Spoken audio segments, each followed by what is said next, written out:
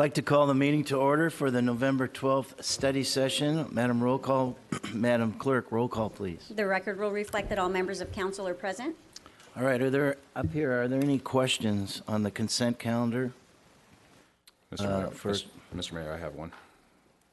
Well, I'll get to you, but first we're going to go to Mr. Avery. Apologize. Councilman Avery. I have none. Thank you. Councilman Piotr. Councilwoman Dixon. Councilman Herdman. I have none. Councilman Muldoon. None. And our famous Mayor Pro Tem, Will O'Neill. I think that's infamous. So on number 5, I had a quick question. So staff has put a note up here asking for item number 5 to be continued indefinitely for the time being. I wanted to make sure I understood the reason for that, so that we can modify the staff recommendation if needed. Mr. Simone. Thank you, Mayor Pro Tem Will O'Neill. We need some time to kind of modify the language in the ordinance. We want to make it consistent with Title 21. Our plan is to bring Title 21 to a session in January to introduce Title 21. This is the language that the Coastal Commission has given us. So what we want to do is modify the language in Title 20, so delay tonight's item, and bring back both Title 20 and 21, hopefully in that first meeting in January, to introduce both items as a new ordinance, amending Title 20 and 21. And part of the rationale for continuing it, at least tonight on number 5, is simply because there was a bit of discrepancy between what the Coastal Commission gave and then re-gave to us after we had already passed the our first reading. Yes, sir, that's exactly correct. Okay, all right, thank you very much. And just briefly, if I could chime in, I think it is somewhat appropriate. You could treat them differently in Title 20 because that deals with areas outside of the coastal zone, and as opposed to how it's treated in the coastal zone. But I think that is something to probably need to relook at and bring it back for a first reading. So the recommendation would be to have it brought back for first reading. Okay, we'll incorporate that staff recommendation on the consent calendar. Thank you. All right, thank you, Mr. O'Neill. Well, now for items SS2, SS3, and SS4. Is there a motion and a second to proceed, move forward with the items? I so move. Second. All right. I'm going to go to the public. Anyone in the public wish to speak on these 3 items? Seeing none, bring it back. Let's vote.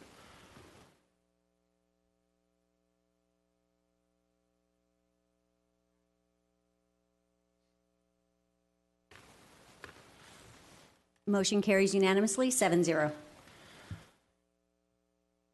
All right, thank you. Next up, we have a proclamation for Save Our Youth's 25th anniversary. Mary Capolini, please come up and help us get information on this, please. Sounds great. I understand there's a proclamation that was going to be read. Okay, you don't have a speech? Good. I will read it. I'd be happy to read it if you'd like. I can read it. But thank you. On behalf of the words. board, I'm one of the board members of Save Our Youth. So on behalf of the board, I'm very honored to be here tonight to accept this from you, Mayor. All right. I will now read the proclamation. Thank you. Whereas Save Our Youth, SOY, was incorporated as a nonprofit organization 25 years ago in 1993 to serve the teens of Newport Mesa, and whereas Save Our Youth was established to provide a safe and welcome place for teens to find hope, nourish a sense of self and ability to grow, and develop interest and skills to become a productive member of society, and whereas Save Our Youth provides teens with opportunity to learn, sail in Newport Harbor at OCC School of Sailing, and learn to surf in the beaches of Newport Beach during the summer, as well as go to summer camps in the mountains, and whereas Save Our Youth provides opportunity for teams to go to art and cultural events, participate in community events, perform in shows, participate in community service activities like beach cleanups, and go for hikes in open space of the city like the Back Bay, and whereas Save Our Youth provides over $100,000 of scholarships, that's big, to SOY seniors each year to attend the best universities in the state of California, including all of the UCs and Cal State universities, as well as private universities. Now, therefore, I, Marshall Duffy Duffield, Mayor of the City of Newport Beach, on behalf of the entire Newport Beach City Council, do hereby congratulate Save Our Youth on its 25th anniversary. Thank you very much.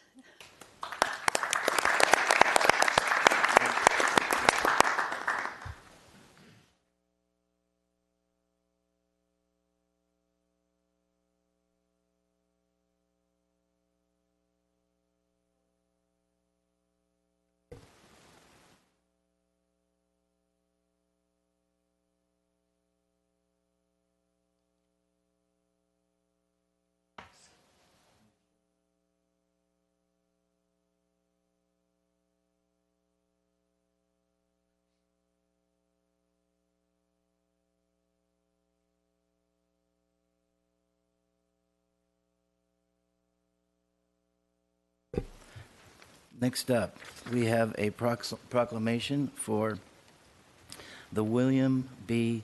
Tugboat. And when I was going through this, I kind of lost it, so I might need help. All right, so Gary and Sandy Hill, could you please come up? I didn't lose the proclamation. Shouldn't lose it. So, brief, quick start of this, I'd like to just say, when one of my best pals says to me, you know, he wants to buy an ocean-going tug, you'd have to ask, why? You know, well, for no other reason because he said, I want one. All right? So, that was back in 1988, and who would have thought this boat would become one of the most iconic vessels in our harbor? And for 28 years, Gary and Sandy owned and operated the William B. Tug as a private yacht. She slept an army and was 77 feet long with one head and one shower. Accommodations were well below that of a yacht, no doubt, but nobody ever complained. Gary did an amazing job over the years, trying hard to please Sandy with pleasantries as best he could. Hundreds of folks from all over eventually ended up on the tug, either as a friend or as a charity event, raising money for school sports from elementary school to college. The Hills never said no. Burials at seas, weddings, charities. Can I stop you, Duff? Yes, sir. Please. Can we go back one slide? So that, you guys, is the Anteater Regatta, which is, Brad, help me, is that colleges from all around the state? Yeah, UCI hosts Anteater Regatta, so these kids are all waiting to sail. So you see the dock we put there, the sailboats will come in, and the kids jump on and jump off. So it was an unbelievable 3-day regatta. Sorry, Duff. Yeah, you're not supposed to talk, but I guess you can, because you did. I love you, Gary. Burials at sea, weddings, charities, and just plain fun events was what the tug was all about. She was used all year round, unlike 99% of the vessels in Newport Harbor, mine included. We confirmed over $1 million was raised as a result of the Hills lending out their ocean-going tugboat. On any given summer weekend, you'd see the tug at anchor in Catalina with tons of guests, as seen in the pictures, hanging out on the huge aft deck. Didn't matter what your age, everyone loved being on the tug and hanging out. She also made it out of the harbor to many adventures to Mexico and up north for great surfing and fishing trips. Eventually, all good things come to an end. And sadly, the William B. caught fire on her mooring and sank to the bottom 3 years ago. She was eventually raised and towed to Long Beach to be dismantled. And the millions of memories that the boat created will not be forgotten. Thanks to the Hills for giving us 28 years of great times aboard the good ship William B. I didn't think I could get through that, but I did. Okay. I'm a boaty guy. So, I'm going to now read this proclamation. Whereas the William B. tugboat was owned by Gary and Cindy Hill and was moored in the center of the harbor for 28 years. It says 35 here. That's going to You'll have to correct people. Whereas the William B. Tugg was named in honor of Sandy's father, Bill Barker, and whereas the William B. Tugg was used for fun to raise money for sports, at Newport Harbor High School, Corona Del Mar, Estancia, Ensign, Intermediate, Charities Galore, and also used for weddings and burials at sea, and whereas the William B. Tugg raised over $1 million, traveled 50,000 miles, made 6 open ocean rescues, and had over 25,000 guests. And whereas the William B. Tugg's favorite spot was Moonstone Cove in Catalina, where it was anchored almost every weekend in the summers from 1985 to 2015. And whereas on October 31st, 2015, the William B. Tugg caught fire and sank to the bottom of Newport Harbor.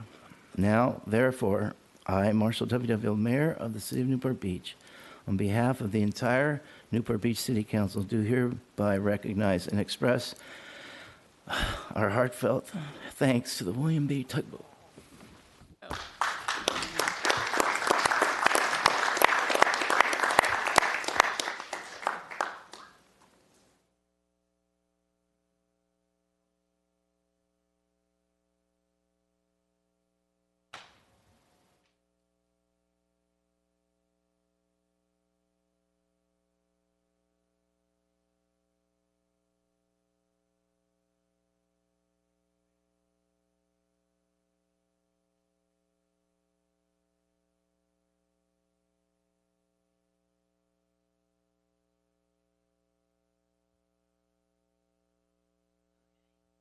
Thanks for putting up with me.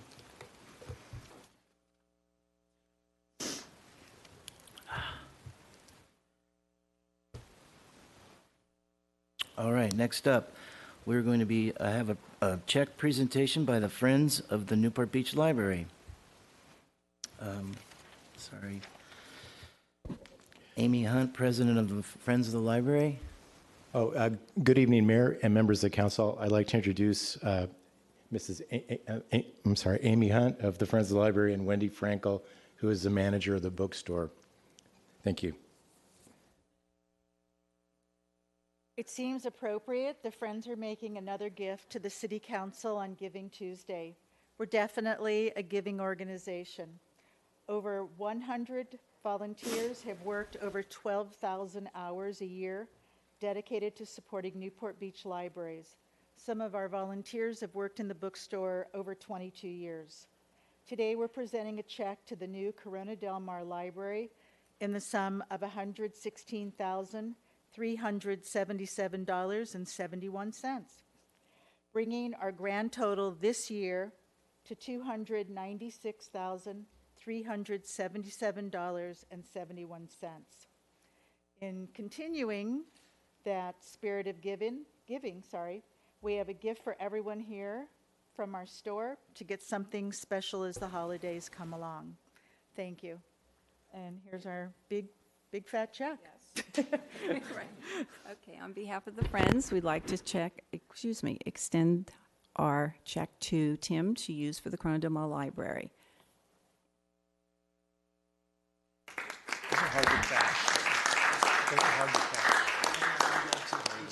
I'd like to have our Mayor Pro Tem say a few words. Yeah, look, this is one of those things where, as choked up as Duffy just got about the boat. Yeah, no, I love it. It's really one of the most Newport things I've ever seen. This is phenomenal. I love how much you've given back into our community year over year over year, and this one is a real special one because we get to watch the Corona Del Mar Library and Fire Station be rebuilt into a community that just loves their community, their community centers, and they love their libraries. And what you do day in, day out, and selling the books that people donate in for sometimes pennies on the dollar is just, and then being able to come in and with a check for $116,000 that will, open up the CDM libraries. It's really a beautiful thing, and I just have to say from the bottom of my heart, thank you. My kids are going to love when this opens up, and they already love coming here, and Tim sees them. And so I just want to say thank you. This really is an enormous deal. We're happy to be able to do this.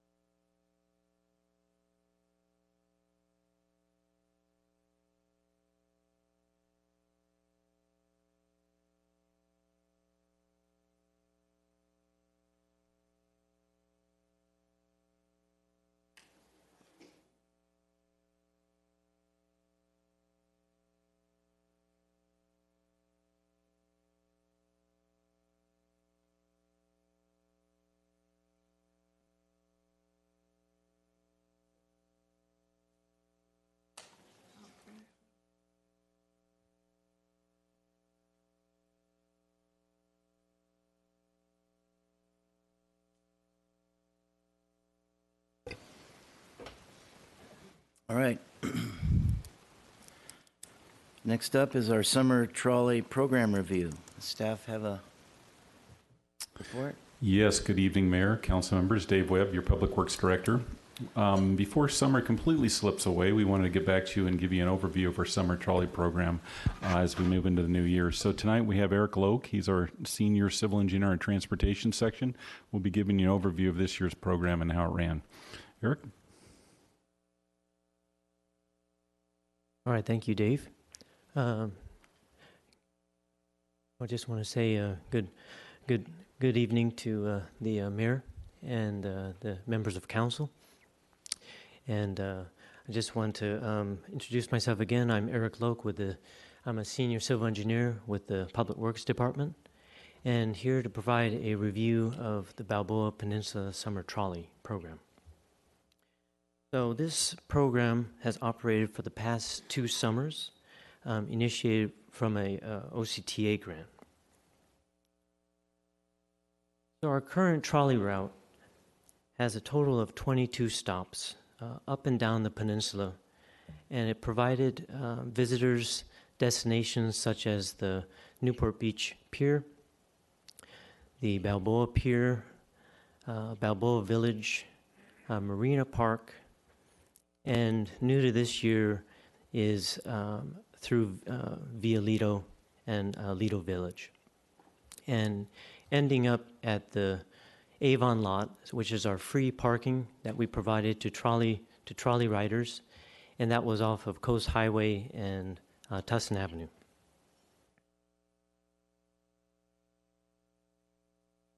So this provides a comparison between last year, which is the first year we operated, and this year.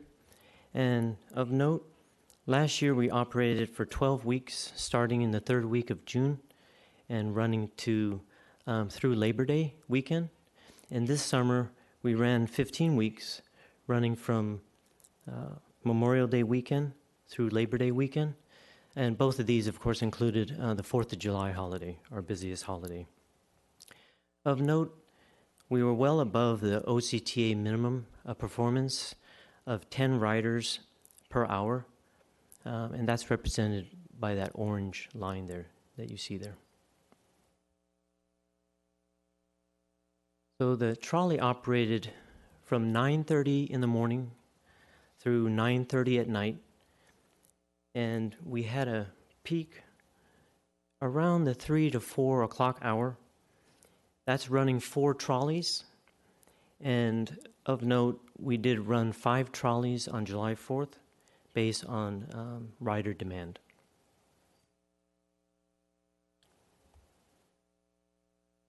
So with the 22 stops, we saw to the very left of this chart, we saw boardings at the Avon lot, which is, again, the free trolley parking. And we saw some intermediate peaks at the Balboa and 20th Street, which is getting off to Newport Pier and McFadden Square, as well as the Balboa Pier, and then our busiest stop, which is Balboa and Adams. So all in Balboa Village. Those were our next busiest stops.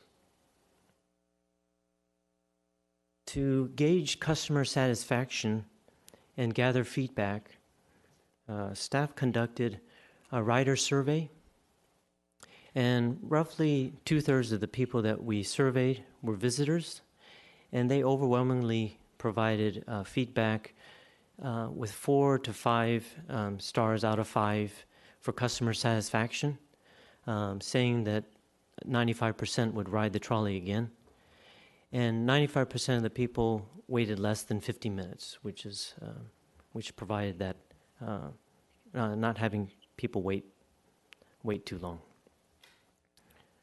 We also did have an email address that we provided to the public, so the public could correspond with any comments or feedback with the trolley. So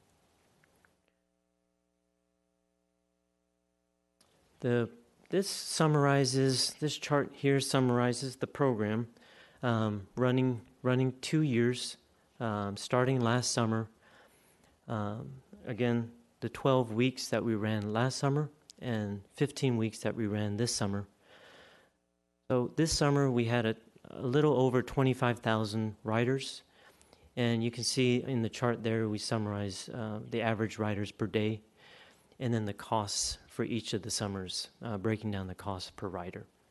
At the bottom of the chart there we provide the OCTA grant funding for each of the, kind of broken out for each of the summers, as well as the Balboa Village Advisory Committee funds, which is the city match, with a total funding of looking at this summer as almost over 197,000.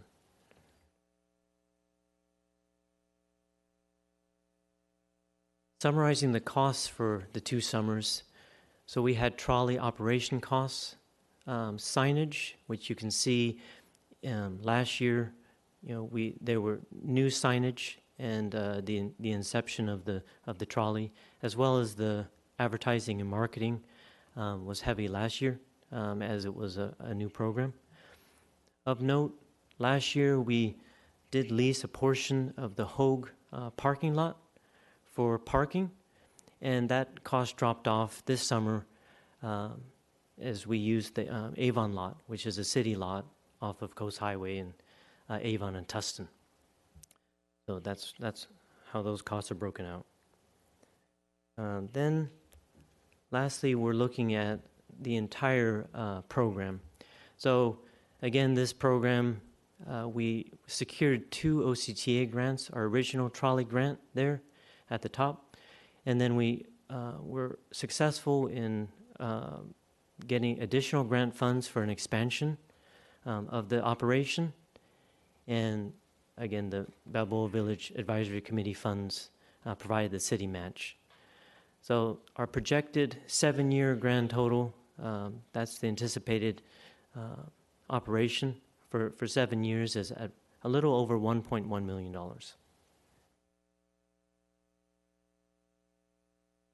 So recommendations going forward.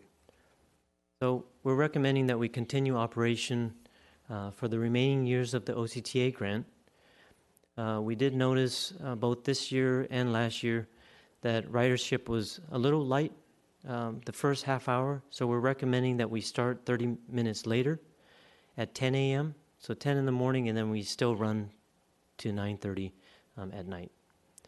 It looks like the route, we would keep the routes the same and keep the 22 stops that we have the same, and maintain our summer operation for the full 15 weeks, from Memorial Day weekend to Labor Day weekend, including the busiest holiday, 4th of July holiday. So that concludes the review of the program. I want to thank everyone. Thank you. Thank you. Mayor Pro Tem O'Neill.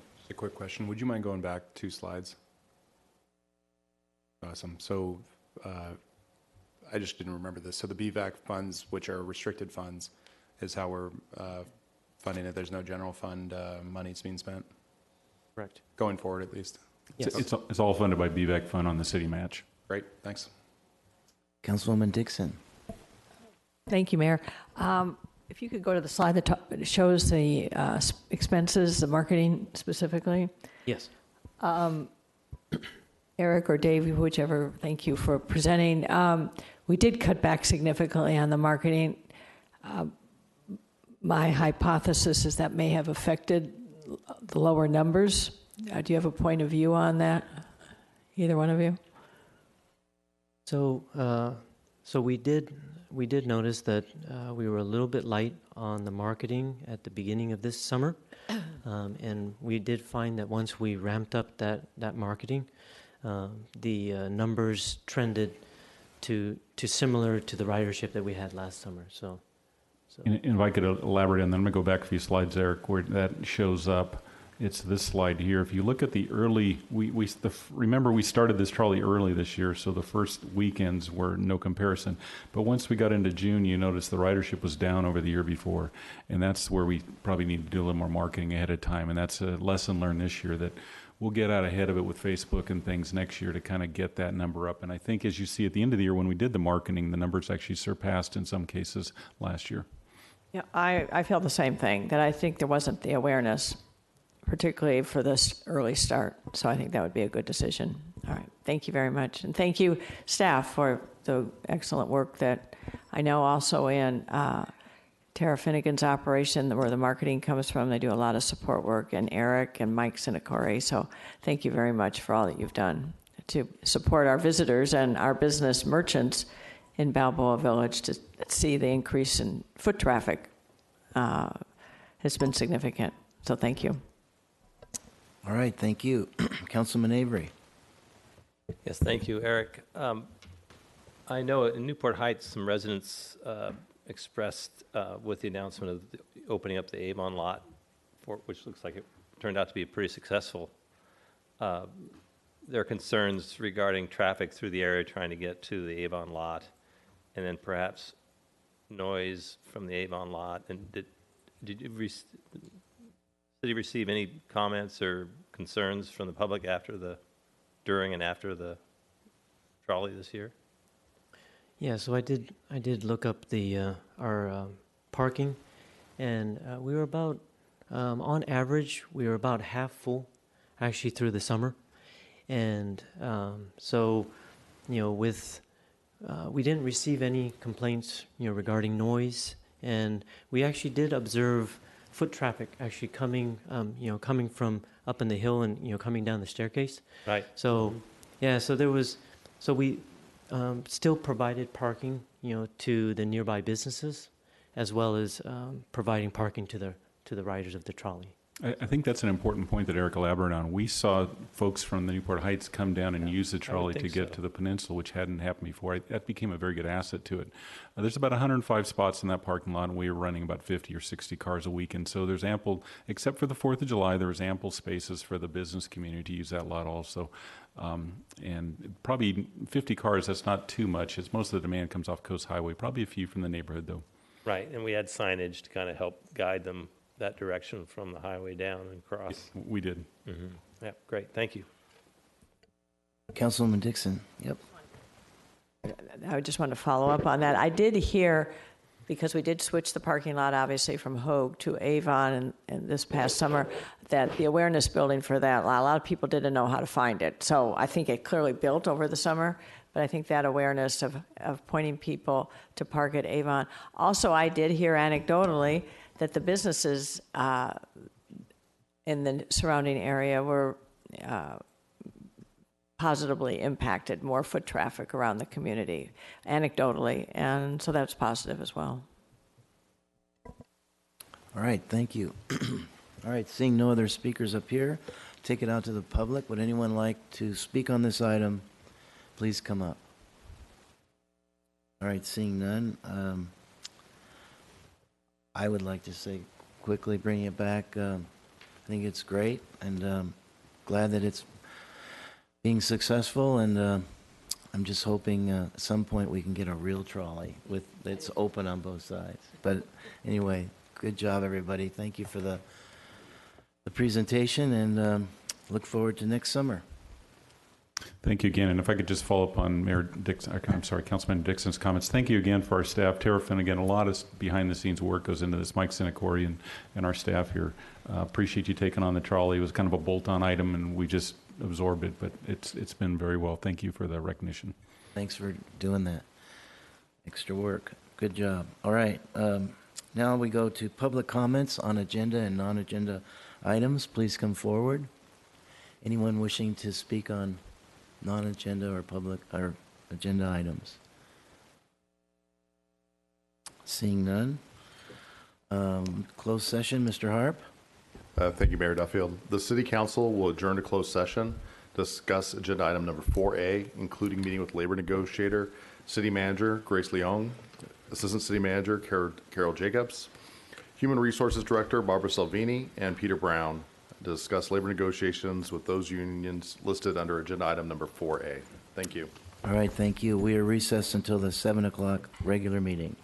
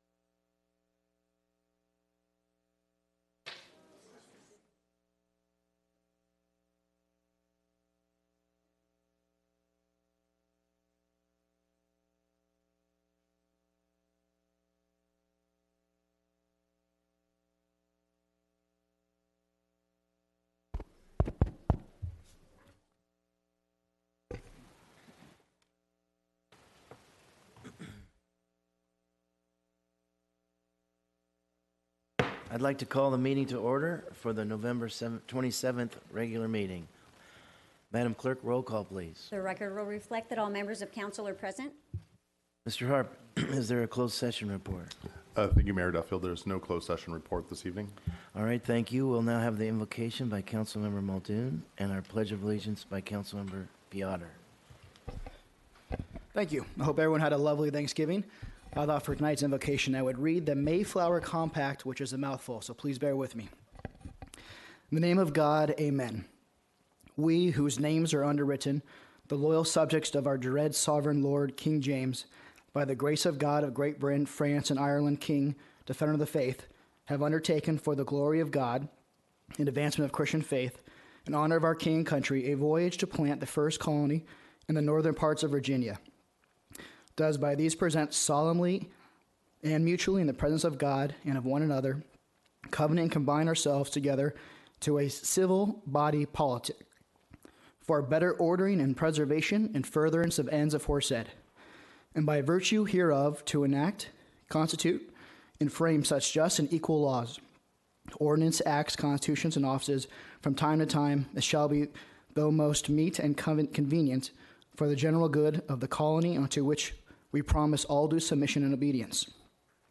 In witness whereof, we have hereunder subscribed our names at Cape Cod the 11th of November in the year of our sovereign Lord King James of England, France, and Ireland, the 18th, and the Scotland, the 54th.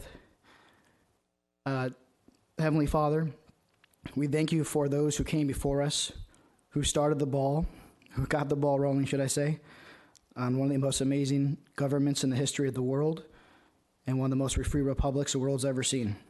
We know you have given us an amazing bounty, given us just laws, and we pray for your righteous hand, sovereign leadership, continued blessings, and divine wisdom.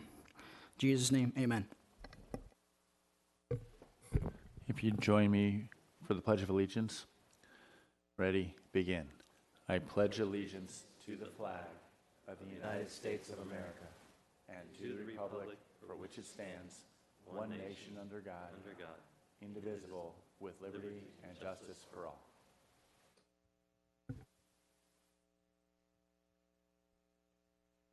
Madam Clerk.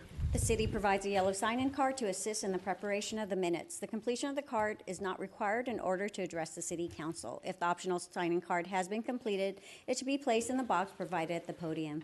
The City Council of Newport Beach welcomes and encourages community participation. Public comments are generally limited to 3 minutes per person to allow everyone to speak. Written comments are encouraged as well. The City Council has a discretion to extend or shorten the time limit on agenda or non-agenda items. As a courtesy, please turn cell phones off or set them in the silent mode. Thank you. We'll now have City Council announcements and new items council members would like to be introduced for future agendas, and I'm going to merge it with oral reports from City Council on committee activities. We'll start with Councilman Avery. I have none. Thank you. Councilman Piotr. Thank you. Councilwoman Dixon. Yes, Mayor. I have a couple of announcements to make. Thank you so much. Today is Giving Tuesday, and in that spirit, I want to announce that this Saturday, December 1st, I think it is, United Way of Orange County will be having the 34th and final walk with Sue Parks, who is the president and CEO of United Way of Orange County. And a United Way group of citizens has been walking in every city in Orange County, and Newport Beach is the last and final of the 34 cities. One city is left. And everyone that's open to the public, whether this is your first or 34th walk, please come out and join us on our final walk in Newport Beach on Saturday, December 1st. Meet here at City Hall, right out here at the community room at 8 a.m., and we will have a toast to celebrate the final walk when we finish up. And you can pre-register. It's free. The length of the walk will be 5 miles, and here shows the map, departing from Civic Center, down Coast Highway, down into Balboa Island, around Balboa Island, then back up to Civic Center. So the public is welcome, and it's a great way for people to just There's no presentations. It's just to enjoy our beautiful city and enjoy some exercise, and in the way learn a little bit about what United Way is doing in Orange County, especially with homelessness, although that may not be the topic. It's just that there's a lot going on. You might be interested. So I will be there. So look forward to seeing any walkers who want to join us. So thank you for that. Another item, this is a high demand item. We have a lot of people interested in shredding documents, and so due to increased demand, CR&R has scheduled an additional unscheduled shredding document and offering another free document shredding for Newport Beach residents. Also Saturday, December 1. Well, the shredders and the walkers can meet together at 8 a.m. in the parking lot. Oh, no, it's at a different location. Excuse me, I don't mean to confuse people. The parking lot at the City Corporation Yard, which is just off Superior Avenue, 592 Superior Avenue, 8 to 12 this Saturday. As you remember, when I mentioned this 2 weeks ago, the CR&R had to suspend their shredding efforts because they were full. The bins were full. There was so much demand, so they've graciously come back again. So please spread the word to shred. Up to 10 boxes of materials per household, so I guess there's a limit, will be accepted. And you must show proof of Newport Beach residency to be allowed to provide your shredded documents for shredding. And if you would like more information, CR&R customer service 949-625-6735. All right, so thank you very much, Mayor. Thank you. Councilman Herdman. Yeah, I have some announcements. I want the community to know that the Aviation Strategy and Messaging Group continues to meet on a weekly basis. This Friday, the Balboa Island Museum, or the Museum on Balboa Island, which it is officially going to be known as, is having a ribbon cutting and a grand opening of their new facility. It's about 3 times as large as the former facility, and the ribbon cutting is going to be at 11 o'clock, but the actual opening of the museum will be at 5 p.m. this Friday evening. Let's see, a few other things that I did. I attended the Corona Del Mar Monthly Residents Association meeting, the Chamber Government Affairs meeting. I attended a police academy graduation of citizens that participate in that, and also visited the disaster training that staff went through. I believe it had to do with air and sea. I didn't stay for the actual training, but did stop by. And finally, I served lunch last Wednesday at Oasis to the seniors, which I've done for 3 years in a row now, their Thanksgiving lunch. It's always a fun activity. Thank you. All right, thank you. Councilman Muldoon. None. And Mayor Pro Tem O'Neill. Just a few.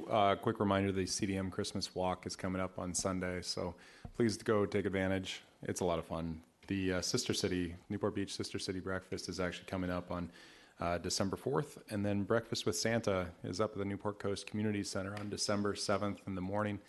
And then the Finance Committee meeting is Thursday at 3 o'clock in the Crystal Cove Conference Room. We'll be discussing pension liability and various ways to approach it. Thank you. All right, thank you, and I have none. All right, we'll now move to public comments. Please come up. Oh, No? oh, I'm sorry. You're correct. Good evening, Mayor Duffy, members of the City Council. I'm Shauna Schaffner, Chief Executive Officer of CAA Planning. I represent Kevin Moriarty, a resident of the Bayshore community. We are here this evening to bring to your attention. I'm sorry. This is public comments regarding their council announcements that they just did. Oh, I'm so sorry. I'm on non-agenda items. I'm way back. I'm just very I should excited to have be made here. that clear. I'll go I'm sit sorry. down. Sorry. So, next. Well, sorry about that. Anyone else? Seeing none, I'll bring it back.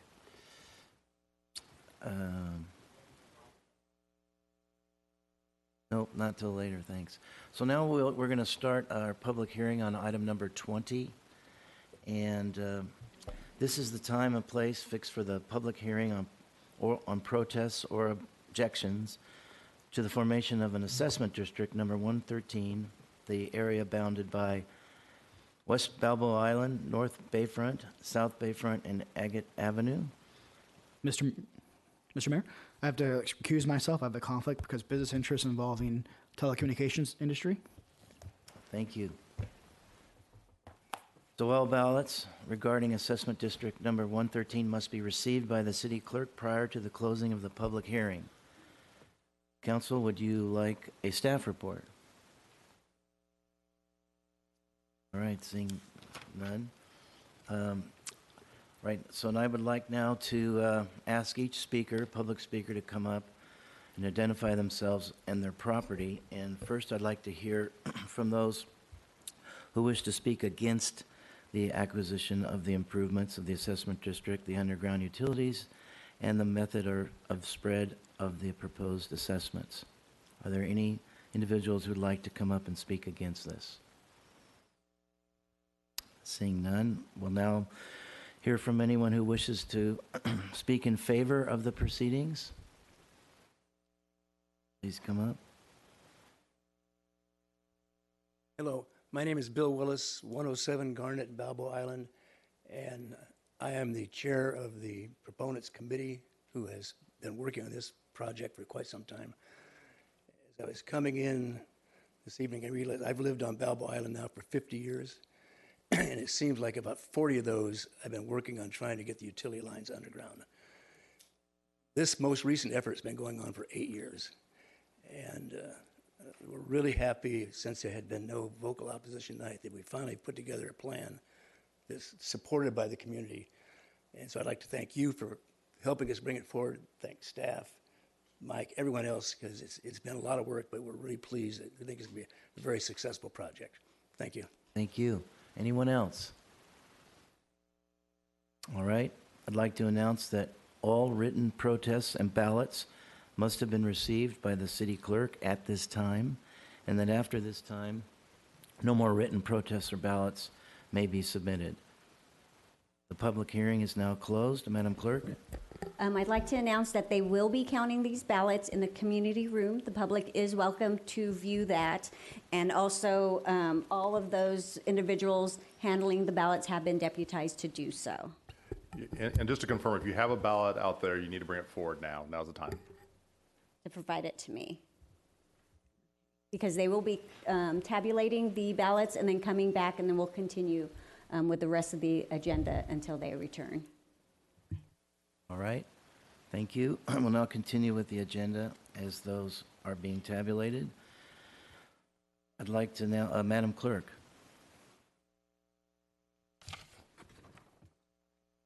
This is the time in which council members may pull items from the consent calendar for discussion. Those are items 1 through 19. Public comments are also invited on consent calendar items. Speakers must limit comments to 3 minutes. Before speaking, please state your name for the record. If any item is removed from the consent calendar by a council member, members of the public are invited to speak on each item for up to 3 minutes per item. All matters listed under consent calendar are considered to be routine and will all be enacted by one motion in the form listed below. Council members have received detailed staff reports on each of the items recommending an action. There will be no separate discussion of these items prior to the time the City Council votes on the motion, unless members of the City Council request specific items to be discussed and are removed from the consent calendar for separate action. All right, thank you. I'd like to ask the council at this time, are any items to pull from the consent calendar, items 1 through 12? We'll start with Councilman Avery. Item 7, please. Okay.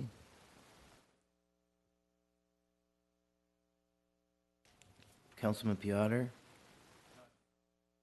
Thank you. Councilwoman Dixon? None. Thank you. Councilman Herdman? None. Councilman Muldoon? 19.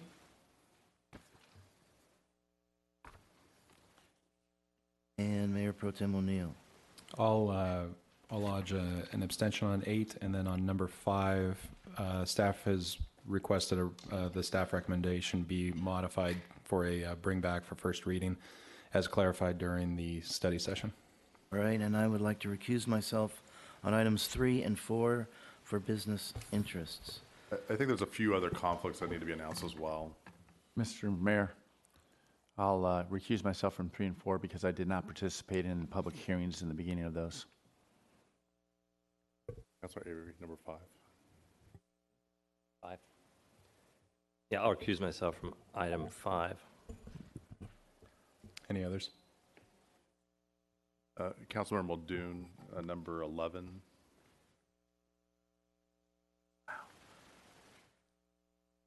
It's within 500 feet of your residence. Oh, thank you for letting me know. I had no idea. Recuse myself on item 11. Any others? And then never mind. I think that's it. Councilman Herman, you recuse yourself on number 13. Is that right? I didn't do it publicly. I will now. I'll recuse myself on item 13. It's within 500 feet of your residence. Yes, thank you. Okay. All right, Mayor Pro Tem, do you have a motion? Just 1 second. I just want to make sure is that it? And then Councilmember, oh no, that's fine. I think that's it, except for Councilmember Avery, the reason for recusal. A potential property interest. Okay. I move the balance of the consent calendar with items number 3 and 4 showing recusals from Councilmember Piotr and Mayor Duffield.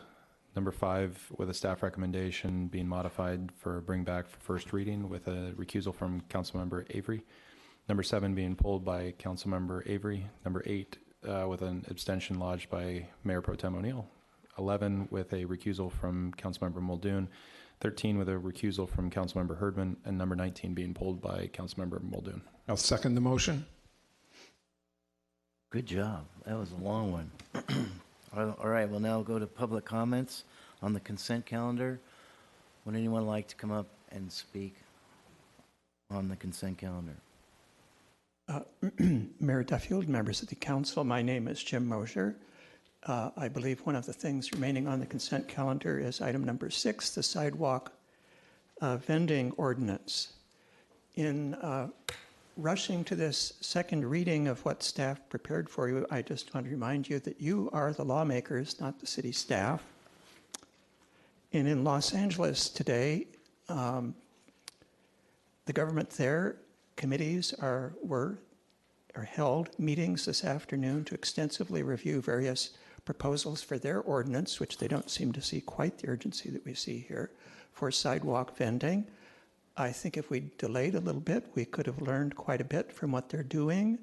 Instead of 22 pages of complicated regulation, they seem to have condensed it down to about maybe a 5-page ordinance or 6, and about 4 pages of detailed regulations that go with that. Here, through the public process, we did manage to change the Balboa walkway that nobody knew what it was to the Balboa Island Boardwalk. I think that's a good change, but the ordinance we're adopting still refers to push carts as sidewalk vending receptacles, which is a very strange name, and I think if this had been produced in public, that would not be the name.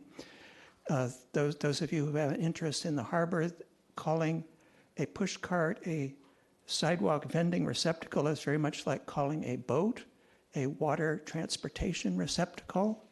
I don't think a harbor ordinance would have language like that in it. In any event, it looks like you're proceeding to adopt it with only that one change in language. I think it needs more work than that, and I don't think it's up to the standard of the Mayflower Compact yet. Thank you. Thank you. Anyone else? Please come up. PowerPoint. Good evening. I'm Hoyen Ip with the Sierra Club. This is just for comments on the consent calendar. Yes, it's number 6. Okay. Thank you.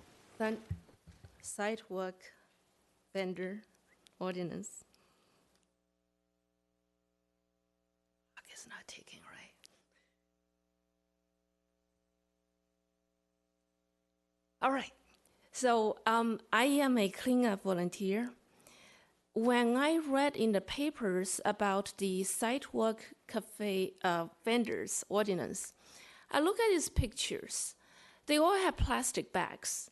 It occurred to me that the plastic bag ban does not apply to these people. The plastic straw bill does not apply either. The Styrofoam ordinance says if the food was prepared or packaged outside Newport Beach, it's exempt. But these people are out there on the front line. This is not a good time to add another layer of trash. Every city I have talked to is very concerned about the trash provisions.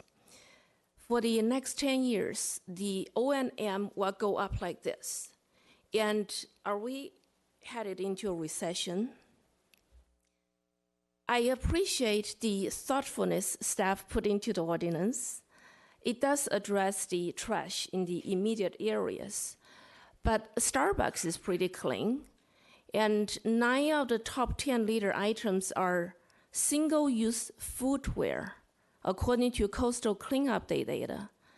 So I suggest let's turn this into opportunity, turn these street carts into vehicles of public education by displaying a serve on request card. Next, please. We have been handing this out to restaurants, and they love the savings. I'd like to show a little bit more. Next, please.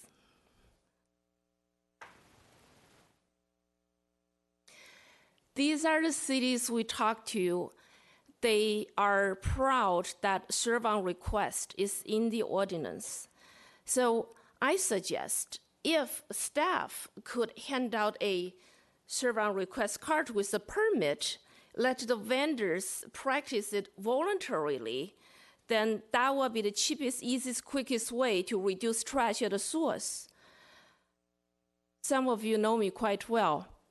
If Newport does it, you know where I'm going next. The Watershed Executive Committee meeting meets in 3 weeks. Do we have a good talking points? Thank you. All right. Anyone else? So this is just for public comment. Yeah, I'm speaking on number 19. All right. And number 19 was pulled, so you'll have a chance to speak on it in a few moments, sir. How about number 9? Number 9 is to accept the completed work and authorize city clerk to file a notice of completion for the job. So this is for a pavement on Irvine Avenue, which, if you guys are from Irvine like me, it starts at Irvine Avenue and then becomes Culver, and then it becomes Bonita Canyon, and then it becomes Ford, and then it becomes East Bluff, and then it becomes University, and then it becomes Jeffrey. It's the same street. But here you guys are paying for the Irvine Ave in Newport Beach. So the reason I wanted to talk is that I have a bit of an understanding of how the government is working, and in certain cities they just have a unlimited checkbook. They just continue to just issue checks on behalf of the citizens. In this case, in your city, you didn't go too far above and beyond today, as in some other cities that I was attending this morning. So my concern as a citizen is that the taxpayers are unaware of what's really happening. What's really happening is that the city clerk, and the city manager, with the aid of the city attorney, continuously to put debt on the taxpayers. How do they do that? They come over here and smile right in front of you. Some of the council members know what's going on, and they help them. But luckily in this city, they don't have a runaway checkbook like some of these other cities.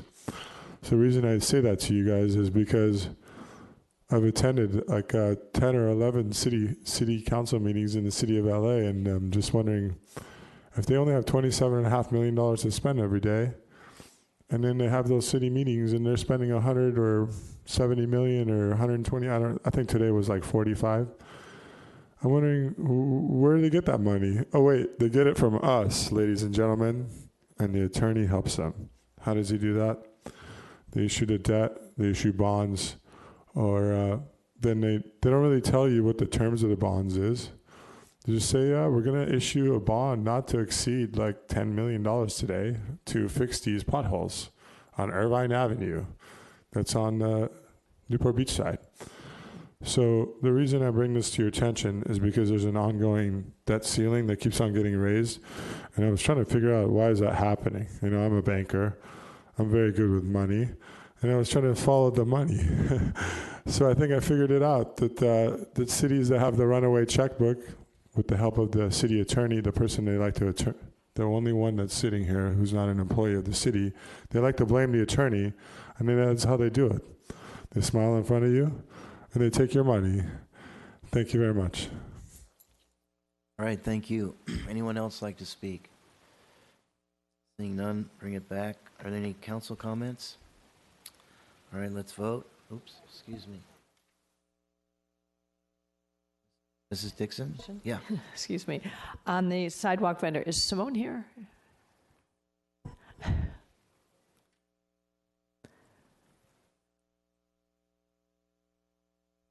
Thank you, Simone. We had asked a couple weeks ago because of the regulations for the prohibition of where the vendor carts can be. I know the staff is putting together a map. Can you just, for the purpose of edifying our community, where will the common areas of the push carts be permitted in the city of Newport Beach? Thank you, Councilmember Dixon. Correct. Currently we're working on a map with regards to identifying those locations, but in general, mobile vendors are allowed on the residential part of towns. They cannot be stationary. They have to be mobile, but they can stop to do a transaction. So that's one area. Typically, they can be on some of the busy boulevards. So Pacific Coast Highway, they can be located on the Coast Highway, but they have to maintain a specific distance away from fire hydrants, away from other street vendors, away from the intersection. At the same time, they cannot block entrances and exits from businesses, so they can't block a business. They are prohibited in the kind of the Balboa Village area and on Marine Avenue. But in general, most of the busy avenues, they are allowed as long as they maintain those specific distances I talked about, 200 feet away from a fire station or even away from the Civic Center. They have to keep moving, as you just stated. That's correct. They have to keep moving within the residential part of town, but in the commercial areas, it's a little bit, they can be stationary as long as you have an 8-foot sidewalk. And that's one of a key critical part, because if you have a 4-foot wide cart, you still need to allow 4 feet for ADA path of travel.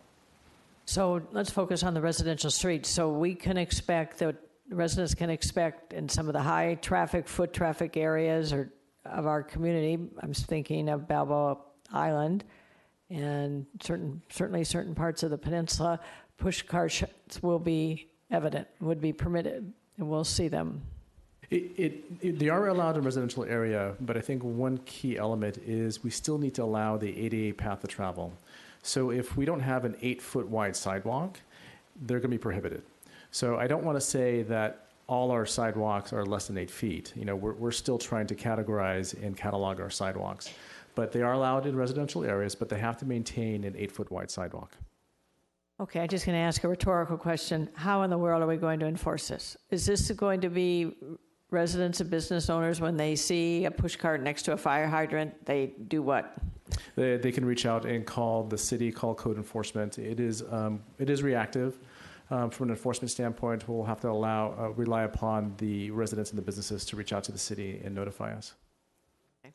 All right, thank you. Thank you very much, Mr. George. Thank you. Thank you. Councilman Herdman. Just have a few questions, Simone. When was this legislation signed into law?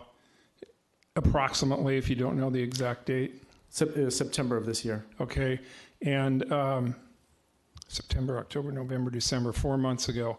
You started working on it when? Your department? We started working in conjunction with the city attorney's office. It's been about a month ago. Okay, and how many people have been involved in this work, as far as staff is concerned? So we have about 20 staff members that are part of the kind of the think tank that put this ordinance together, from all the departments: fire, police, city attorney's office, recreation, public works, community development, and finance too, because they do the permitting side of it. So we had almost every single department that are involved with this. Okay, very good. I personally am not interested at all in what Los Angeles is doing regarding this. That city is completely different than Newport Beach. You can't even compare the two. I'm just very appreciative of the fact that you got on this immediately, that so much of our staff has been involved in it, and I'm sure much of their work involved research throughout the nation, not just within our Orange County or our state. I think you've done a really good job on this, and want to commend you on that, you and your staff and everyone that was involved. Thank you. Thank you. All right, thank you. Any other, Councilman Avery? Yeah, I concur with Councilmember Herdman. It's very complex. It's just first time out of the box. It happened fairly quickly for staff, and I know we talked about this the last meeting. Just that the public knows that we will revisit it and tune it up, because obviously it will need it, and we're just not sure exactly how this will turn out. But in terms of the number of vendors and certain things will come up, and we'll be able to tune it up. So I think everyone should hold fire if they can until we get that opportunity to get, most importantly, public feedback on how it's going. Thank you. All right, seeing no other speakers up here, let's vote. Prior to reading the vote, I'll read the ordinance titles for item 3 and 4. Ordinance number 2018-17, an ordinance of the City Council of the City of Newport Beach, amending Newport Beach Municipal Code Titles 1 and 17 related to the Harbor Department, and ordinance number 2018-18, an ordinance of the City Council of the City of Newport Beach, amending the Newport Beach Municipal Code Title 17 pertaining to vessel speed limits. The motion carries unanimously, 7-0. All right, thank you. So our first item pulled is Mr. Avery, item 7. Yeah, this involves the Planning Commission and their ability to issue permits for encroachments into the public right-of-way. And I'm fine with it, except I think the noticing is, I'm just wondering if we could do some signage on the site as people walk by. And I don't know if that's included in this or not, but much like you see with the Coastal Commission, when a property owner is starting to do some developing. I know we're mailing to residents within 100 feet, but I just think it's there's so much encroaching that if anybody's paying attention, we all know in our neighborhoods, some of it's real benign, and where people are planting in the public right-of-way. It's very common in the Heights, and it actually looks very nice.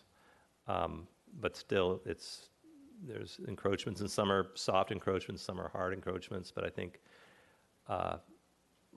given the tightness of our neighborhoods and the value of land, I think it's really important that the public gets as much notice as possible when the city's going to allow someone to encroach upon the public space.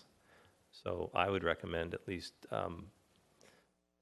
signage go up for maybe a month prior or something on the property, so residents would have a chance to check it out and give us some input. Thank you. All right, thank you. Councilwoman Dixon. Thank you, Mayor. Mr. Webb, this is coming from Public Works. This is one of the Public Works policies. So you and I have talked about this, but I just, for the purposes of edifying this for the community, and we're bringing it back, I'd ask staff some questions to clarify, because I was not aware that when I voted for this several months ago that I was, as a council member, giving up the role of a council member to publicly approve, legislate on encroachments into public space. So I wondered why this policy was revised in this way or proposed in this way, and you've since made some corrections. Why don't I let you speak to, I just want the public to know that this is taking a procedure, a legislative procedure that for many, many years the City Council has legislated, yay or nay, on whether encroachments into the public right-of-way should be permitted. And now we're giving that by voting tonight, we are giving that authority to the Planning Commission. And so would you just talk about it, just so I understand intellectually what we're doing? Yes, thank you, Councilmember Dixon.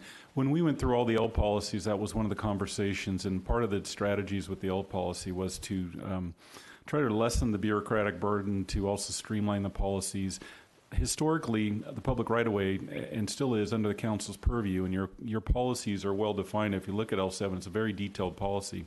So in that discussion, though, when it went through the Planning Commission subcommittee and others, the thought was, well, we're doing all the entitlement processes anyway through the Planning Commission. Why not give them the purview to look at variances, or in our case, a waiver of your policy in the public right-of-way? That's what was brought back to the council last time. I apologize that we missed that part, but tonight we're looking at going with that, reinforcing that to make sure the Planning Commission has that. But if there's any specific direction the council wants to give the Planning Commission, like waivers are not taken lightly. We do have problems with encroachments in the community, as you know, and it's always been council's purview to look at that. I think we could give it a try. We've had a couple already go to the Planning Commission, and it has saved a trip to the council, excuse me. But we're open to your suggestions. This is really your policy and your guidance on it. So a couple of questions. How will we as a council know that a matter is before the Planning Commission? On an encroachment matter is before, I mean, how will we know that unless we are very scrupulous and rigorous in looking at the agendas and Planning Commission, the detailed project applications? If it's your desire to know that, I know you do get advisories of the Planning Commission's agenda, and maybe they could be a special call at any time a project has a request also to encroach in the public right-of-way and look for a waiver. We could add that to it. We'd have to work with the CDD on that, but it could be flagged. There's not that many. We usually do, as we brought them to you before. There's probably 10 a year, and hopefully there's not that many. But well, and that's the point. I don't think it's been burdensome, frankly. So just to put a fine point on what it is, public right-of-way the land belongs to the people, the sidewalks, whatever, and where we typically see, as Mr. Avery mentioned, encroachments into the public domain is adjacent, the property or land adjacent to a sidewalk, for example, towards the residents. There's a certain, I'm thinking of Balboa Island in my mind anyway. At this point, there's just no certain number of feet that extend down to the resident side of that sidewalk that is public property, and typically property owners will go right up to the sidewalk claiming that property. So it is very reactive. We have Public Works identifies where they identify and notice that encroachment has occurred. The planning, will you be still, I mean, I guess I'm answering my own question. I don't see you not doing that. It's just that's public property, and I just want to make sure that we don't lose that right to manage public property. So to assure the council too, anytime a development comes through with an application, the first thing staff does is look at the public property side. And oftentimes we'll catch some old encroachment that is not permitted. And the first response is you need to come into compliance with L17 council policy. And most of the folks they'll move their walls back, they'll move their planters or whatever illegal structures they have. Sometimes, though, they want to keep a fence or something like that, and the process, as you know, is you need to ask council for a waiver on that policy. Some are granted, some are not. Sometimes council recommends it, some don't. There are other less benign encroachments like carriage walks, and we have requirements that 25% of the area be, no more than 25% be hard surface, and sometimes they want more than that, and they come to you and you have granted those in the past, or it's a planter wall. But some are serious. We don't allow buildings in the public right-of-way. We don't allow buildings over our easements where we have to get to utilities. We're very strict on some of your policies, have very strict guidelines on a lot of streets over the years that you've determined need to stay in certain conditions. So staff really watches that, but again, the point of the waiver, if you so choose it, to streamline it and having the Planning Commission look at that, I think it's a process improvement because we're doing it once versus two bodies versus one. But again, this is purely your policy, and the council so chooses to keep that in their purview to waive this policy, then we'd need to know that and then change the council policy. All right, thank you. Mayor Pro Tem O'Neill. Yeah, I don't blame council. I don't think so. Well, would you like to go before me? Go if you'd like to speak. Sorry, called on. You will. You were underneath. So I don't blame Councilmember Dixon for not fully understanding that because the language wasn't very good on L6. And so for just so everyone kind of has an understanding of what happened, what we did with, so we have the charter, which is basically like our city constitution, then we have ordinances, which is our laws, and then we have council policies. Council policies can be waived only by the council members, and that's direction giving to staff for our boards. And so that's what we're talking about tonight. We had asked our planning commission to go back and look through all of the L policies and update them, try to figure it out. And apparently, when they did that, their understanding of what they were trying to do with L6 was apparently to bring this under their purview. And so when at their last planning commission meeting they had approved one, the interpretation was that that's what L6 did. And to Jim Mosier's credit, he came to my office hours. He was the only person who came to my office hours this last time, so Jim and I got to spend a lot of time together. And one of the things he pointed out was this policy wasn't actually terribly well written for what the intent was. I agreed. And so if within the intent of it, that's what we've gone back and redone based on that conversation. And then also we've added in notification requirements as well. So given that we have the ability to have this called up to council by any single council member or appealed by a member of the public, and also it's a fair question. I would just point out that the minutes of every planning commission are actually included in our consent calendar, so I think we would probably notice them. Yeah. So I think I'm comfortable having the planning commission do this, but I did want to point out that the reason we're doing this is because, quite frankly, I didn't think the language did what the intent was. And so now that we're clearing this up, we've also added a notification requirement. And to Councilmember Avery's point, I actually had a quick question on that. Mr. Webb, when a project's being noticed for planning commission review, I honestly can't remember how many days before the hearing does signage usually go up? Is it 10 days? It's 10, yeah. 10 Okay. days on that 300-foot. Yeah, It's a 300-foot radius on the notification in the ordinance, or L6. Yeah. I'm sorry, is it 100 still? I'm sorry. I'm talking signage, though. I'm not talking about Correct. It's notification, signage, and... Okay. I don't feel very strongly one way or the other on signage. If that's where the majority of council would like to go, my recommendation would be to give advice to council, give advice to staff, and then continue the item to December 11th, just to clean that language up. But anyway, I wanted you to know how this came about. It's because a member of the public came to office hours. Come to office hours. Thank you, Councilman Herdman. I may be wrong here, but I'll use 3200 Ocean Boulevard as an example. There were some variances approved by the Planning Commission. I had several people approach me about the approval of those variances and asked me to call up that approval. So my first question is, this does not eliminate the call-up procedure, does it? No, and it actually specifically references that it would be subject to either appeal or call for review.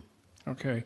And it seems to me that we as council members, most of us become aware of issues that have to do with public right-of-way and encroachments on them through our constituents.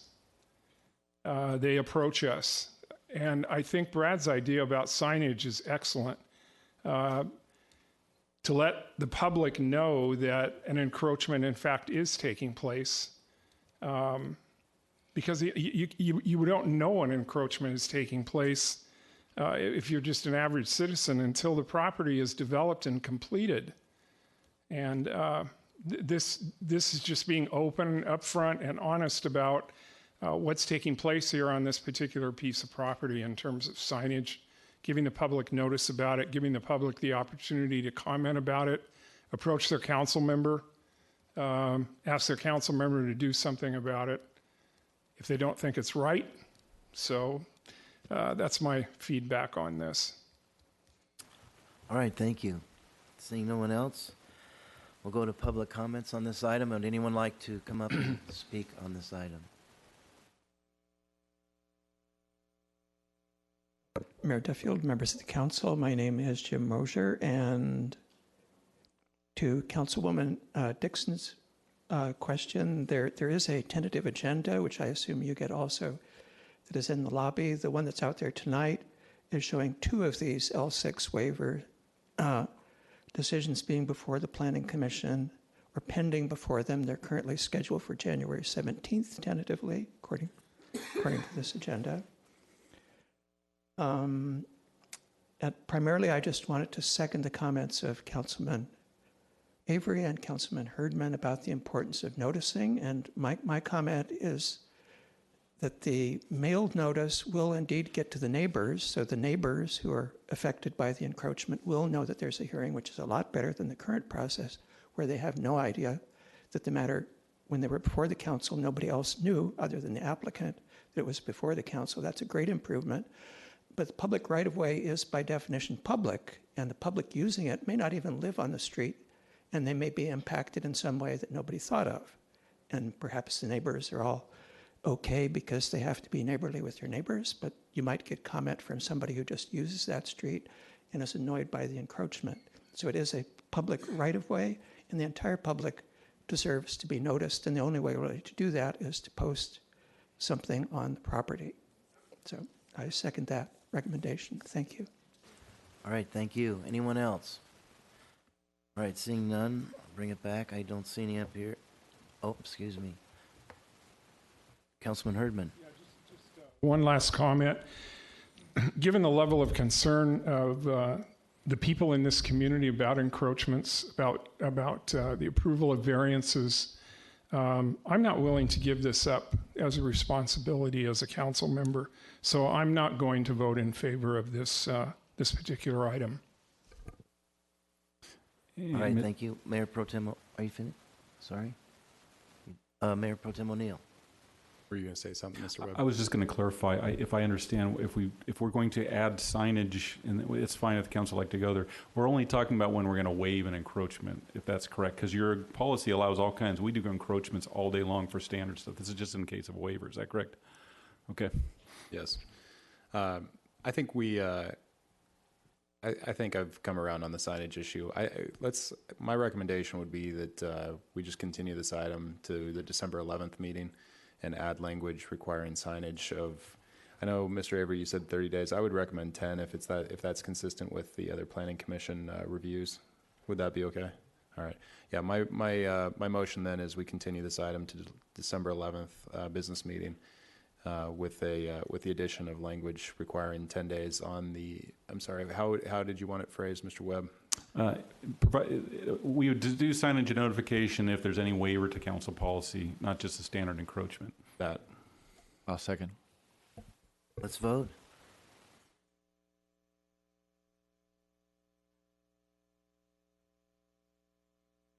The motion carries unanimously, 7-0. All right, our next item on the consent calendar that's up is number 8 from Mayor Pro Tem O'Neill, and 5 as well. I think the only other item, Mr. Mayor, that was pulled was 19. All right. Then what's Mr. Muldoon with item number 19? Thank you, Mr. Mayor. Staff, for those who aren't aware, we have an annual community programs grant. Who is the staff member involved with this? It says Ms. Reef, but I don't see. We have a group of city employees across departments that includes members in the city manager's office, our recreation department, our police department. So a combination of folks that go through and evaluate all the applications. So who will be speaking to it this evening? You? Yes. Okay, yeah. excellent. So I see that the first couple of organizations that are listed are primarily doing a really good job helping with the homelessness issue in Newport Beach. Does that sound accurate? I'm sorry, that they are doing a good job with yes. Essentially it's what the funds are dedicated for that purpose. For the, yes. And for those who aren't aware, Judge Carter, Bill Clinton appointee, slipped my mind. Judge Carter has enjoined the cities of Orange County to come up with a comprehensive plan to deal with the homelessness issue countywide.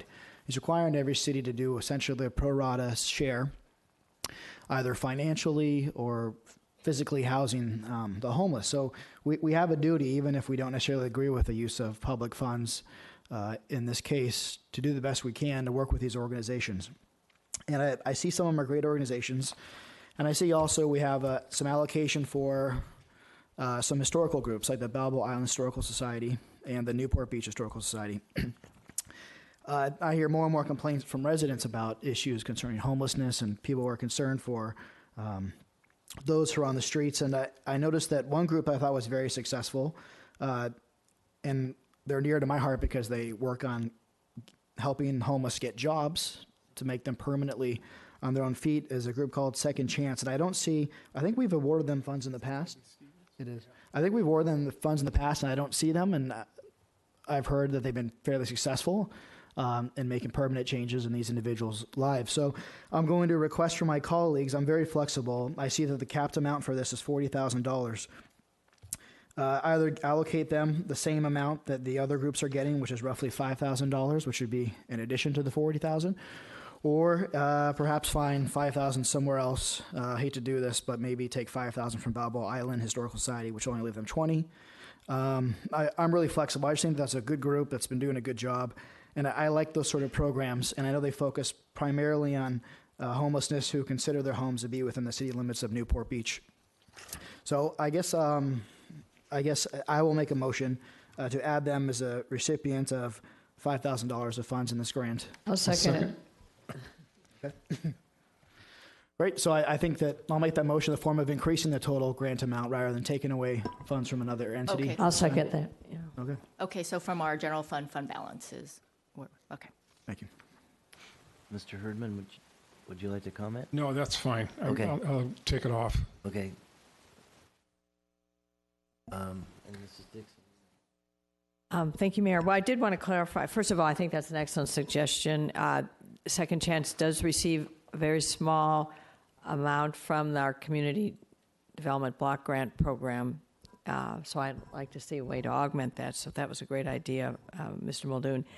The Balboa Island Historical Society, $25,000 and $10,000 for Newport Beach. Could you remind me, and maybe Grace, this precedes you, obviously, how and I think they're fine organizations, how are they pulled out this way in such significant amounts? And even reading the staff report on the Balboa Island Historical Society, they've received a significant gift to offset their rent for a long period of time, so they've been doing very well. I think it's important. I'm just trying to understand the history of why $25,000 to Balboa Island and $10,000 to the other organization, Newport Beach.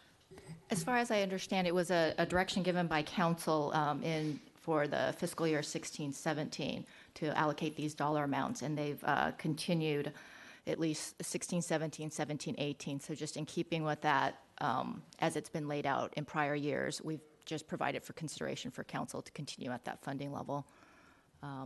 But no more than that. I think it was primarily council direction. And then one other question.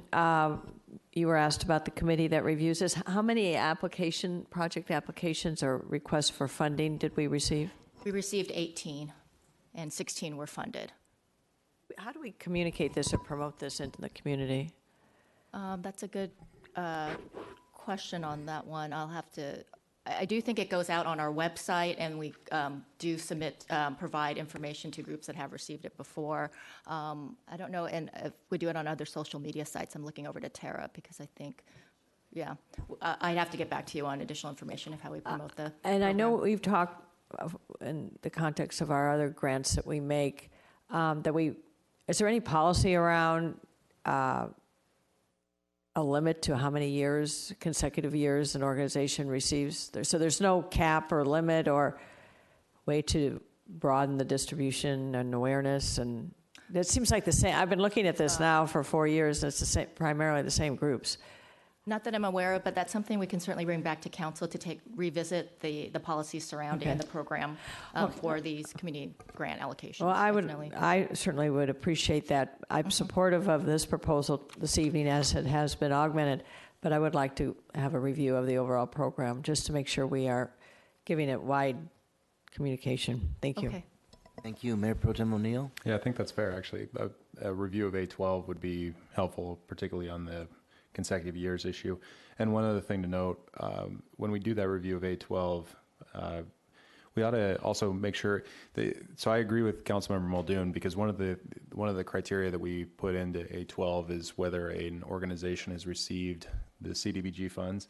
But when they receive CDBG funds in the 4-figure level, a lot of the compliance requirements actually eat into that, and so I suppose when we review that, we probably ought to also take that into consideration of not weighting someone down because the amount is coming out of CDBG. But anyway, I'm with you. I agree with that. All right, thank you. Mr. Herdman? I want to agree with Mayor Pro Tem O'Neill. The organization that we just gave $5,000 to, Debbie explained to me that approximately $2,000 of that is eaten up in administrative costs because she has to report back. And giving, and I really like Kevin's emphasis on the homeless, dedicating these funds. So I would ask that maybe you give direction to staff in the future that we concentrate on that segment of our grant giving to homeless in the whole revamping of this, and try to give larger sums of money to fewer organizations where it will do good. Okay, thank you. All right, thank you. Councilman Avery? I'm involved with a couple of small foundations that give out amounts like this, and it's difficult because they have to put together a proposal, and then there's follow-up, and so it does take staff time, and hopefully they're volunteer staff. But and these are members of the public on these committees, and the biggest concern is what amounts like these, what you really want to do is make a difference, and that takes time on the part of the committee looking at this to sort of really get to know, or maybe a committee member goes and audit, just spend some time at the organization so we know we're really making a difference. And perhaps the public can get involved a little bit here. Just some ideas. Thank you. All right, thank you. I see no other speakers from up here. I'll take it out to the public. Would anyone like to speak on this item? Please come up.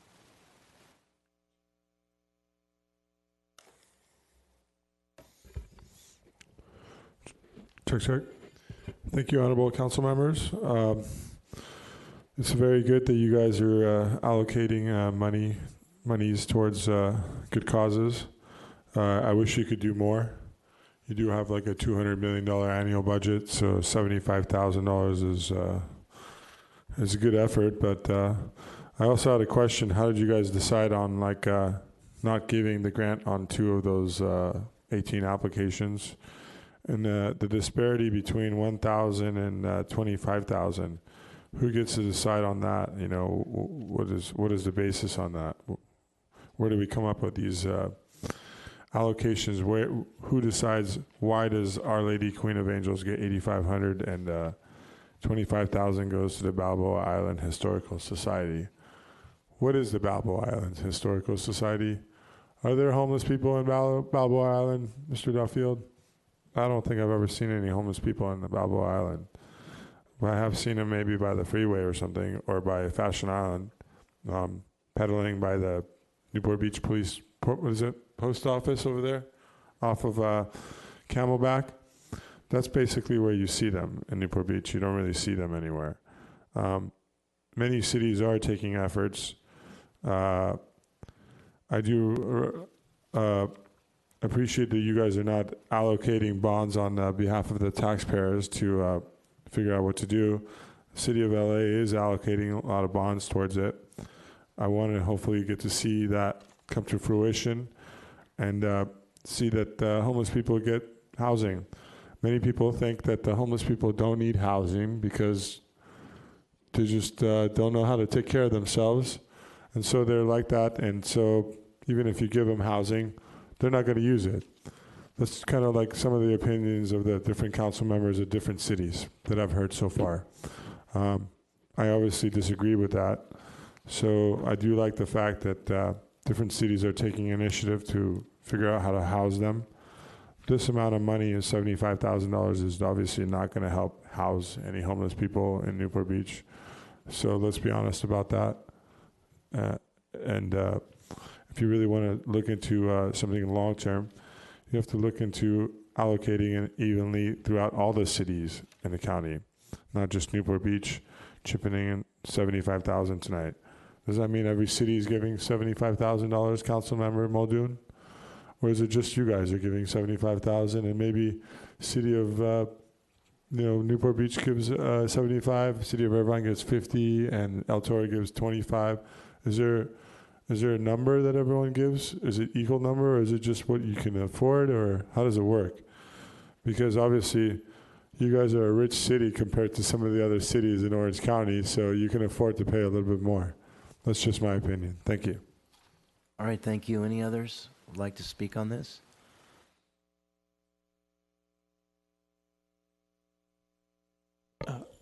Mayor Duffield and members of the council, my name is Jim Mosier. In the staff report for the what might call normal organizations, you have a very helpful chart in here that shows what their past grants were, whether they received any other city money, how much they're asking for, how much they got. If you're going to keep the two historical societies in this program, it would be good, even if they're in a separate category, to include them in this chart. My reason for saying that is, for instance, the Balboa Island Historical Society a year ago was granted $25,000, and they're indicating in their report here that they received $30,000. So if it was in the chart, it would explain where the extra $5,000 came from, which is currently not apparent. And the only other comment I would make is it's kind of confusing that these are the fiscal year 2018-19 grants, because the fiscal year started way back in July.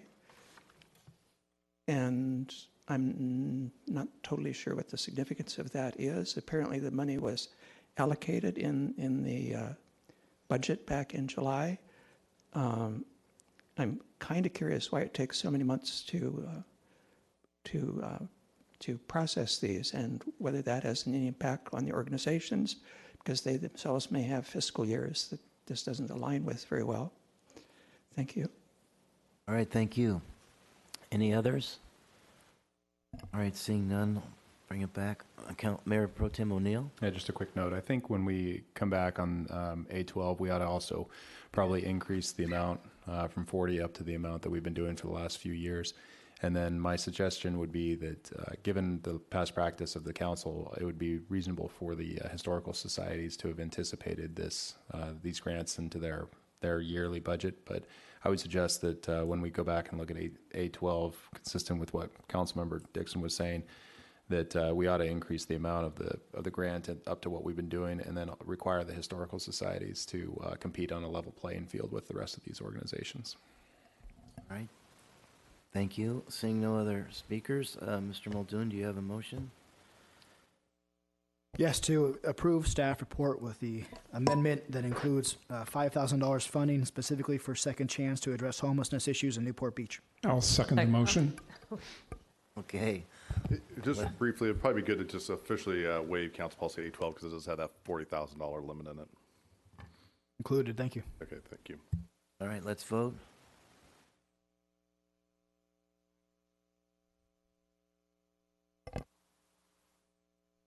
Motion carries unanimously, 7-0.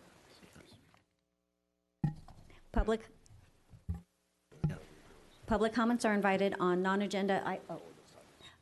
My apologies. Earlier, I did not read the ordinance titles for items 4 and 5. No, 5 and 6, actually.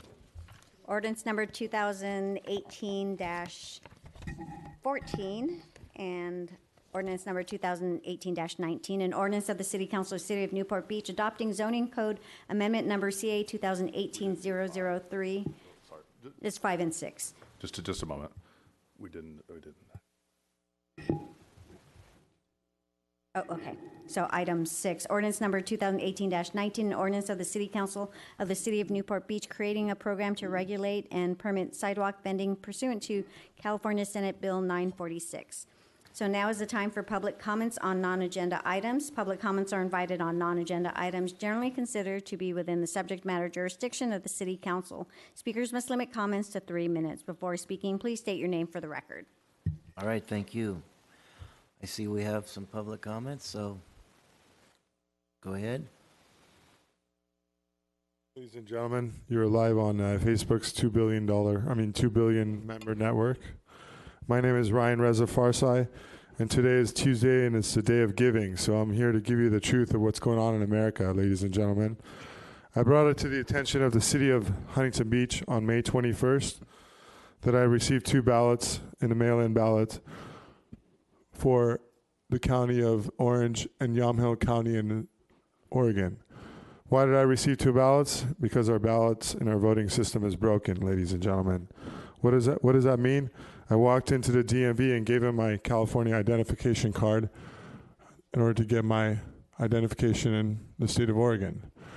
And I got 2 ballots. So I brought it to the city of Huntington Beach, since the chief of police there is my friend. I said, hey, I have a lot of problems I got to deal with, and this is your problem. Our government's got a problem with the mail-in ballots. Can we figure out what's going on?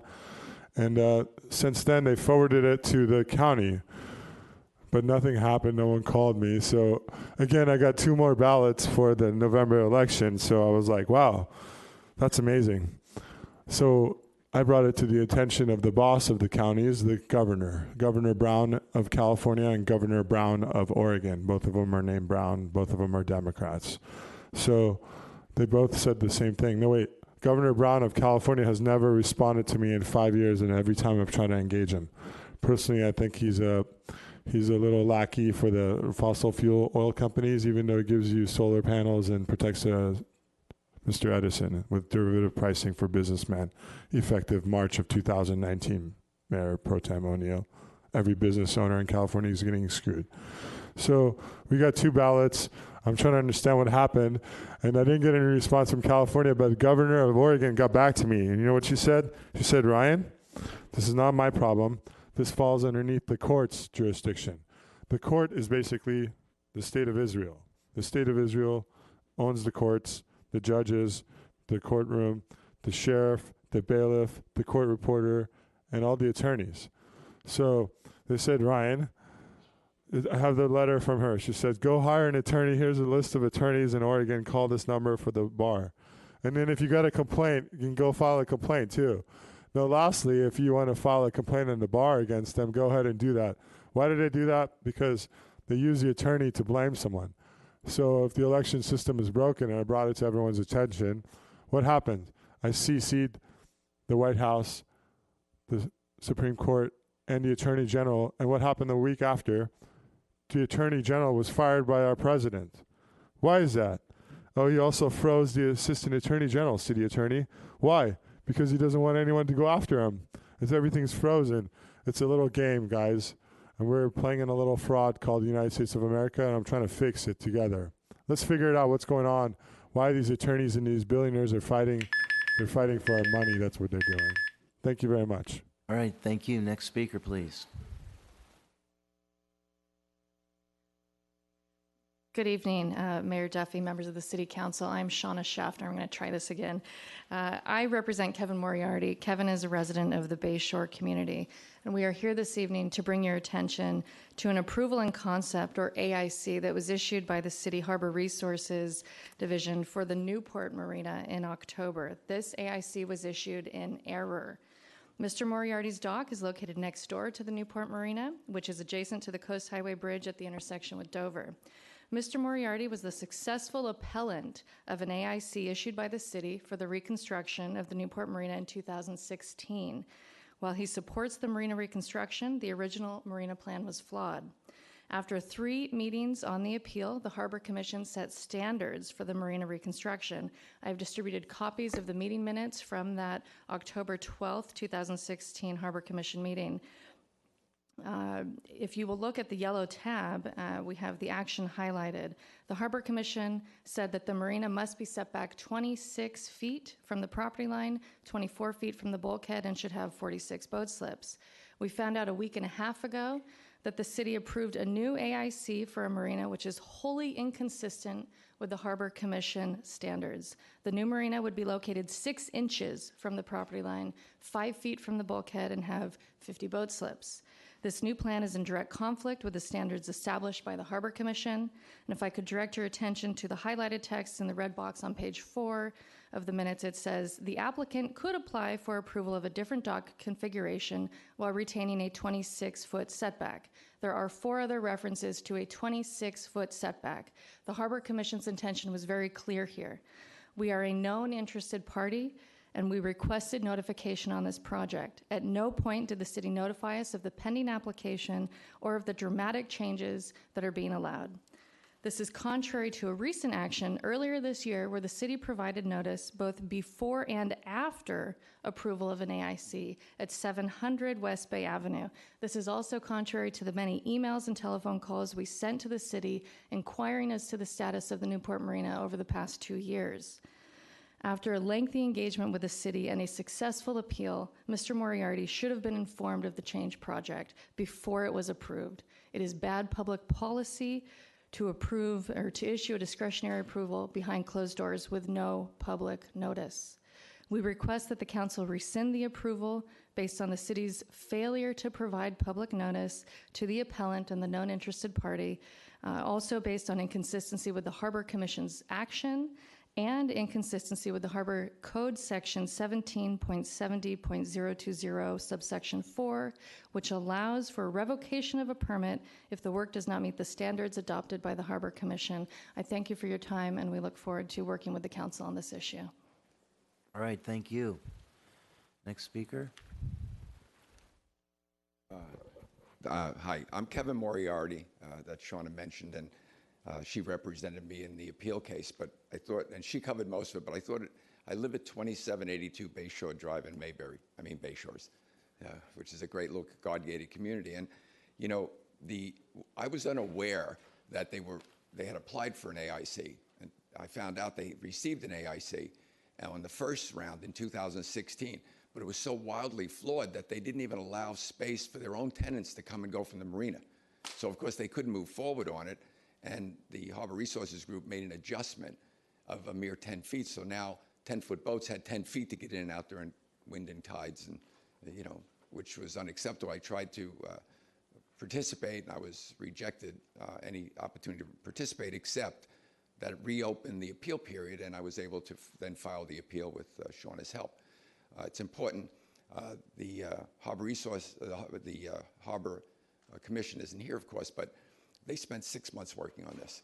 They spent 4 months. They encouraged the Prestons, who are the the marina developers, to meet with me and try to resolve it, just negotiate something amicably. They refused. After 4 months, the commission was about to make a ruling, and they asked for 2 months. A recess of 2 months, we'll come up with a new plan. Give us 2 months. They took 2 months. At the end of that period, now we're at 6 months, the Harbor Commission said, you know what, we're going to make a ruling today. The ruling is now final. We're not ruling it a waterway because that would create a possibility whether you could flip the marina or do something to avoid our ruling. So instead, we're just going to say that you must stay 26 feet away from Kevin Moriarty's property, and you must stay 24 feet minimum away from the seawall. And now in the dark of night or whenever, they receive a new AIC that is 6 inches from my property. Now, as a private community, that allows any person that walks into a public marina outside of our community to simply walk onto my boat and access our community. So our guard gate is useless to us. And the same thing with my neighbors. They're in a situation where people can just step literally onto their property with only 5 feet. I'm 6 foot, I could step 5 feet. So, you know, we've asked, and again, to repeat, we would like you to take this on and rescind the AIC, and at the very least, put it back in the hands of the Harbor Commission so they can review any new plan. And in closing, I'd just like to say that this so-called new plan that has been approved now, I was privy to see that plan in 2016. They had the plan all along, but they chose not to show it to the commission because it did not have a snowball's chance of getting anywhere. So how this happened, I have no idea. But at the end of the final ruling, I approached Chris Miller and asked him, please, as an appellate, would you please notify me because a new plan has to occur? And he said he would. Thank you. All right, thank you. Any other speakers, please come up. Hello, council members and city staff. First, thanks for routinely missing your evening with your loved ones to come out here and continue to make Newport Beach an incredible, awesome place to live. My name is Glenn Walcott, and I live at 2832 Bayshore Drive, and I'm a neighbor of the Newport Marina. So the marina is, there's 3 houses that the marina is right in front of, in addition to the Bayshore Apartments, which the marina owner owns both the marina and the Bayshore Apartments right there. So obviously I'm here because I'm very concerned about the particular marina redevelopment plan that did get approved by the Harbor Resources manager. Again, without, as you've heard tonight, without any notification. 2 years ago, when they were working with the Harbor Commission and with the neighbors, we met with the marina owners to help be Switzerland and work out a plan that everyone was agreeable to. I felt like we got that way. A plan got approved by the Harbor Commission, and then we heard nothing for 2 years. We saw some dredging in front of our house, inquired, and found out that, again, as Kevin mentioned, in the dark, 2 months ago, an AIC was issued, an approval and concept, and then we were told, well, there's only a 14-day appeal process, which makes great sense if you have notice for it, but no one in the world was notified. There wasn't a posting on a men's bathroom at the beach or anything. And so basically our biggest complaint is there's no notice for this plan. The marina that they are putting in place here has deep water slips for larger boats. The slips are 62 feet, which can accommodate up to an 80-foot boat with the space behind it. In the original plan, they had slips like that. They were going to be in front of their own property, which is the apartments. Now with this new plan, they used to have 5 of these big boats. Now they've put 9 boats in front of the 3 houses that look out across there. So as you guys might imagine, I love boats. I'm a big boating fan. But having these giant boats in front of our house obviously would kill a view, decrease our property value. Our privacy will literally be gone. They can see into our second story. My girls are going to learn about new modest bathing suits as they go out in their at the swimming pool now, and just no ability to have any community involvement in such a large, 50 slip marina is frankly unheard of, in my opinion. In addition, there's many flaws with this marina that got approved. It's got at high tide, it has a 5-foot clearance for boats to go for small boats under 22 feet to go under. At high tide, it has to be less than 5 feet, which they say is the average height of a Duffy, which might be an average height, but it's not the height of the Duffy I want to own. And certainly if you have to take your light off to get it under. So they've designed a marina that, fortunately, high tide's only twice a day. So twice a day, boats won't be able to get in or out of to their slips, which, again, Newport Beach was kind of crazy to put a brand new marina where you can't do that. But that's what they've put out there right now. I've been told, and I believe that there's nowhere else in this harbor that there's a commercial marina where you're allowed to berth a 90-foot boat that's in front of single-family residences. And certainly there's none where the marina wasn't there first before homes were built. Thank you for encouraging the staff to follow the harbor, or to bring this back to the attention of the Harbor Commission and follow their rules. Appreciate your time. Thanks. All right, thank you for coming tonight. Anyone else? Good evening, Honorable Mayor and members of the City Council. My name is Matt Bates. I'm Vice President of a nonprofit organization called CityNet. We're located at 2121 West Crescent in Anaheim. We're a homeless services agency, and I'm here to talk to you tonight about the Orange County Point in Time Count, which is a HUD-mandated count of homeless neighbors all across the county. This will be taking place in January.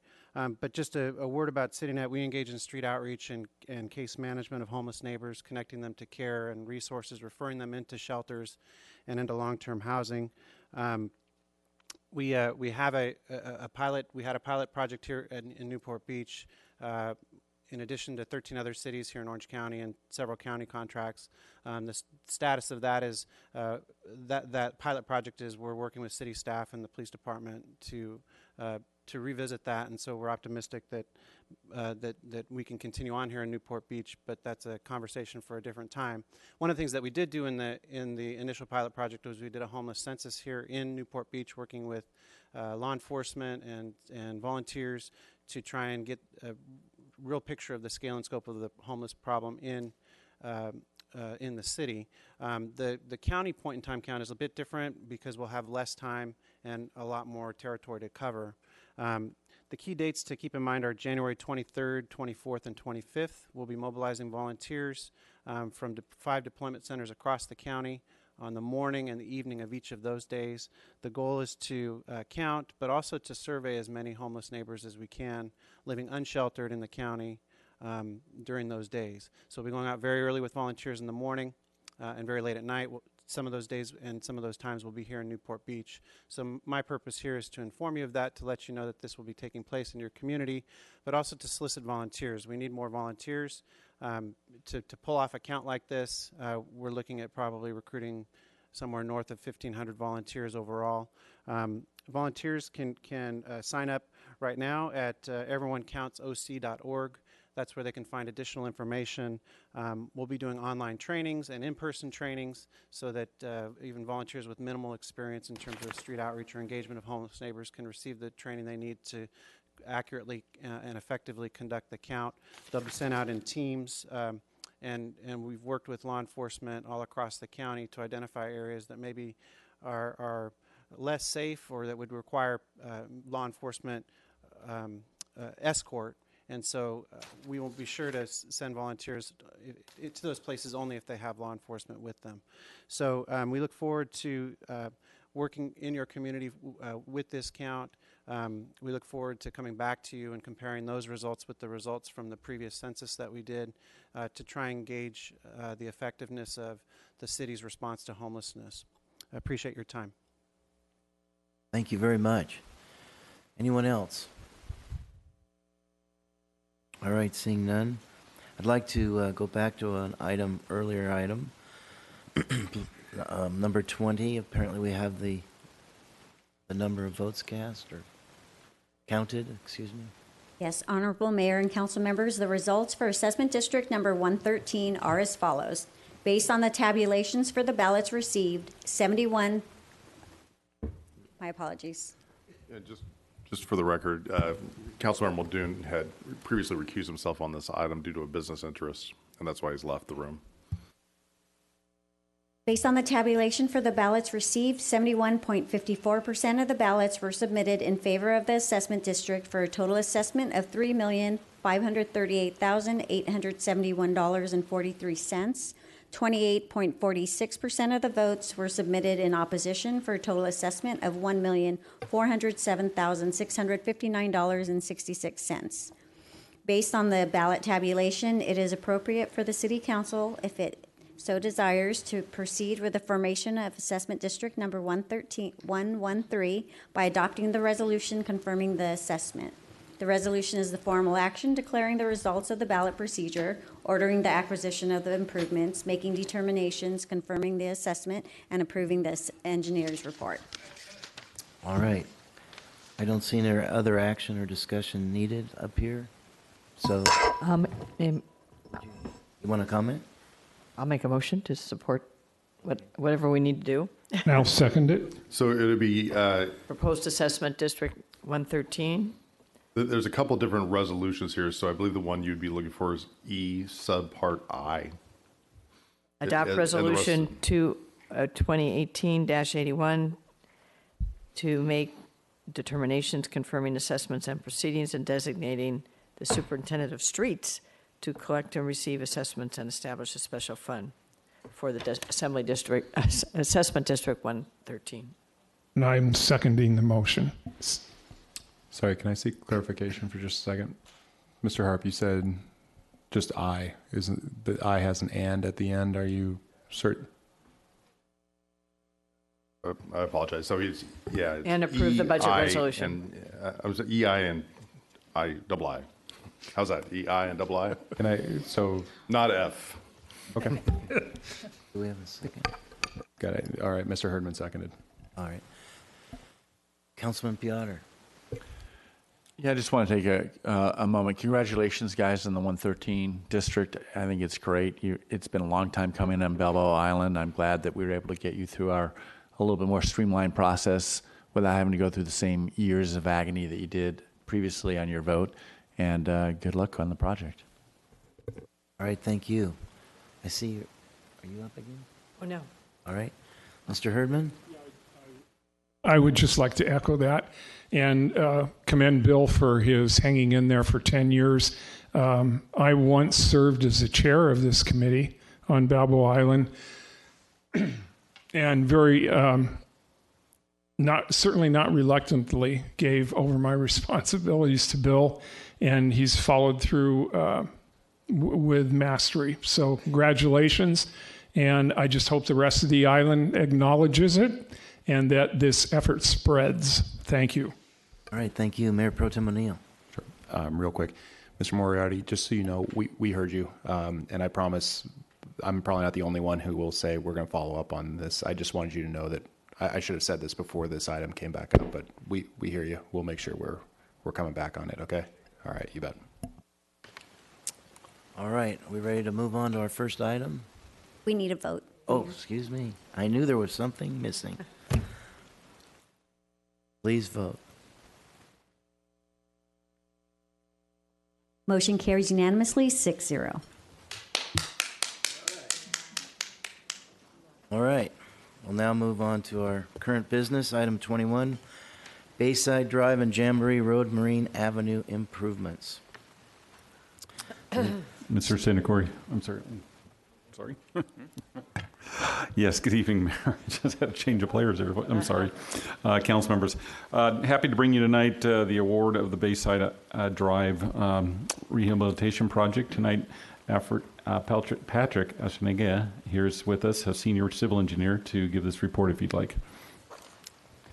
Would you guys like a report? No report? Okay. I guess they're covered. And seeing no comments up here, we'll go right to the public. Anyone in the public would like to speak on this item?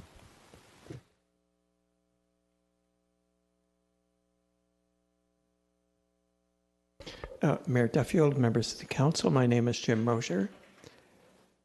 I did notice a number of written comments in the lobby. I'm surprised those people are not here to comment. My comment would be Part B of the recommendation is for you to approve the project drawings and specifications. And if there's no staff presentation, I'm wondering if you've seen those drawings and specifications that you are approving, because I do not see them in the handout available to the public. Thank you. All right, thank you. Anyone else? Seeing none, bring it back. Any Mayor Pro Tem O'Neill? I move staff recommendation. I'll second. All right. And just for clarification, because it matters sometimes in litigation, those plans and specifications are available to the council, and they have reviewed those. They are here on site. Thank you. All right, let's vote.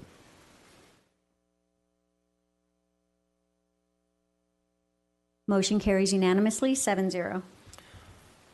All right, our next item, item 22, approval of professional services agreement with Anchor QEA. Yes, thank you, Mayor, council members. Tonight, Chris Miller will be presenting this report in regard to a design contract with Anchor QEA. Would the council like a report? I would. Okay. Proceed, please. Thank you. Thank you, Mr. Mayor, members of the City Council. I have a brief report that will go over some top-level discussions about Newport Harbor dredging, the upcoming dredging project, if that should happen. Certainly, I can answer any detailed questions you have that are already in the staff report. This is just a graphic that shows the harbor and the channels that are part of the dredging effort. And those small circles, which you can't see up there, represent numbers of what the authorized depth is. And the authorized depth throughout the harbor varies from minus 10 feet, mean lower low water, to minus 15 feet, mean lower low water, to minus 20. So this just kind of, this slide gives some financial milestones that we had, and to show you a little bit of the process which we've been going through. In June 2018, we applied for funds in the Corps of Engineers work plan, and that's a supplementary budget to the federal budget that the legislation gives to the Corps of Engineers. We didn't get any funding then, but then the Corps did find $150,000 in August of this year, which was great because that was an infusion of funds which put us on the map, basically. But the great news is that just last Wednesday, before Thanksgiving, in the fiscal year 19 work plan, we were given $2.94 million. So that's really significant. It's a far cry from our estimated $23 million, but it certainly is a big bump in a positive direction. We still have a lot of work to do, obviously. We will work on the next fiscal year 20 federal budget, and then, of course, the fiscal year 20 work plan, and so on and so forth until the project is fully funded. Of course, those deadlines that I have, not deadlines, but the schedule that I have in the left-hand column is all subject to change, of course, because every year seems to be different in when budgets are approved. The point of this slide is really just to show that the federal government is, when they allocate funds for core civil works projects, they are more likely to fund a project which is shovel-ready. And so the more shovel-ready that we can get our project to, the greater likelihood that it will be funded. This strategy worked for our previous dredge project in 2012, and basically we did all the homework. We do all the pre-project planning, and as written in the staff report, we're taking on all the responsibilities because we want to get to the shovel-ready point, the end point, sooner than later, and we have a plan as outlined in the staff report on how to do that. And this is just my last slide here, which shows what we've done so far. We've had a lot of support from Congressman Rohrabacher's office, Senators Feinstein and Harris. We have a great relationship and do a lot of planning and coordination with the LA Corps District Office, and of course ongoing advocacy with our CMANC group, which is a consortium of California harbors which lobby for federal funding for the Corps of Engineers. And of course, we have an advocacy firm in Washington who's helping us out with the Corps headquarters, as well as all the contacts within Congress. I'm happy to answer any questions that you might have about the details of the work that is proposed or about the project itself. I'm not seeing anyone up here. Oh, Mayor Pro Tem. Yeah, I'll just note real quickly, just speaking hypothetically, if there were to be a new congressperson coming in and would like to show they really know this district, this is a pretty good start. Hypothetically, of course. Yes. Noted. All right. Seeing no others up here, I'd like to open this up to the public. Would anyone like to come up and speak on this item? Mayor Duffield, members of the council, my name is Jim Mosier. Looking at the staff report, you're being asked to make a fairly large commitment of Newport Beach Tidelands money, $777,000. As I read the staff report, towards work that the Army Corps of Engineers would normally do, out of some sense of urgency that we want to do it. The staff report mentions the $150,000. It does not mention the $2,940,000. So that raises the question of what the Army Corps is planning to do with the $2,940,000. Whether any of the work you're committing to here is duplicating something they are planning to do, in which case I don't know why we would be spending the city money if they are already allocated the money to do the same thing. And then the second question I have is our relationship with them good enough that we know that this work we're doing for them will be accepted by them after we've paid for it. Sometimes an agency doesn't like another agency doing their work. So if we get a result, will they accept the results that we get or the design that we make? Those are my comments on this. Thank you. Thank you. Anyone else? All right, Mr. Miller, do you have anything to add to Mr. Mosier's comments? Yes, I do. That was, thank you for mentioning that, Mr. Mosier, about the 2.94 million. That was I just found out about that Wednesday afternoon. And of course, staff reports were at that point reviewed and about to be posted, so we couldn't make it in the staff report. However, those funds are to be used for construction. And as mentioned in the report, the Corps unfortunately does not have the resources. Now they have the money, but I would rather that they have that we use that money for construction.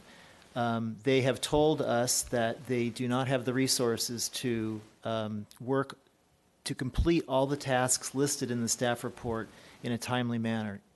And so our goal, again, is to try to get the project in as shovel-ready condition as possible so that it can get fully funded. So that 2.94 will be used towards their review process of the work product that we're going to give them, but most of it, a significant large portion of it, will be used towards the eventual construction funds. Chris, if I could add to that, just so you know, during our discussions, and also thank you to Mayor Duffy and Councilman Avery, because they took 2 trips to Washington on your list of efforts. We've done a lot back there. But in our discussions with the various departments, they also recognized that the city would probably need to make some kind of match. And we've talked around a match of maybe 20%, maybe 25%. All these funds we're looking at tonight would be applied towards that match, which is a good thing. So it's going towards the project if we do move forward. And to follow up on the other point that Mr. Mosier brought up about the relationship with the Corps, I'm working with the head person who is the manager for all dredge projects in the Corps' district office in LA, second in command, or third in command, actually. And so he and I strategize quite often, and we are on the same page with our plan. Great. I just want to emphasize how proud I am of our staff, especially Mr. Miller and, of course, Mr. Webb, to get this to happen. And it's very complicated and time-consuming, so I don't need to add anything to it. You covered it very well. Mr. Avery and I are excited about this, and it's one of the main reasons why I'm here. So I'm happy to know that we're making huge progress, and thanks to you guys. All right, I would like now Mayor Pro Tem O'Neill. Yeah, I feel like I wanted to move the approval, but frankly, I feel like I should defer over to either Brad or Duffy on this item, given the work you've done. Brad, you want to do this one? Thank you, Mayor Pro Tem. I move approval. And I'll second it. Large portion of my district butts up to the harbor as well. All right, let's vote.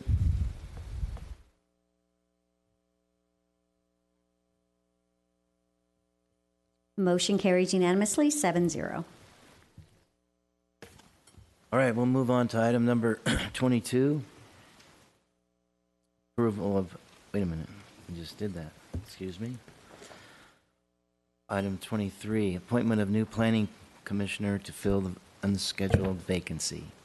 Madam Clerk? Just briefly, this position is to fill an unscheduled vacancy on the Planning Commission for a term that expires June 30th, 2020. Council has been provided with paper ballots, and in order to be appointed, the person needs to receive at least 4 votes, and it's appropriate at this time to take public comments if there are any. All right, are there any, would anyone like to speak on this item? All right, seeing none, let's vote.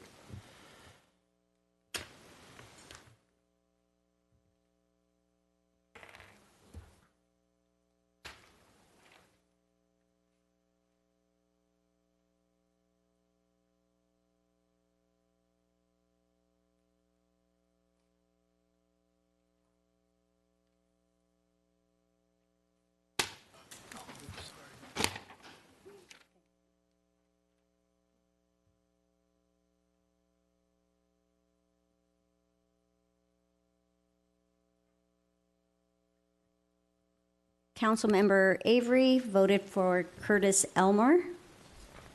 Councilmember Herdman voted for Debbie Stevens. Councilmember Muldoon, Curtis Elmer. Councilmember Piotr, Curtis Elmer. Councilmember Dixon, Curtis Elmore. Mayor Pro Tem O'Neill, Curtis Elmore. And Mayor Duffield, Curtis Elmore. Curtis Elmore received 6 votes. Debbie Stevens received 1 vote. Curtis Elmore is the new planning commissioner. Wait, I'd like, Mr. Avery would like to make a comment. Yeah, the one that we normally make after a vote like this, because we always have such great candidates and it's not easy, but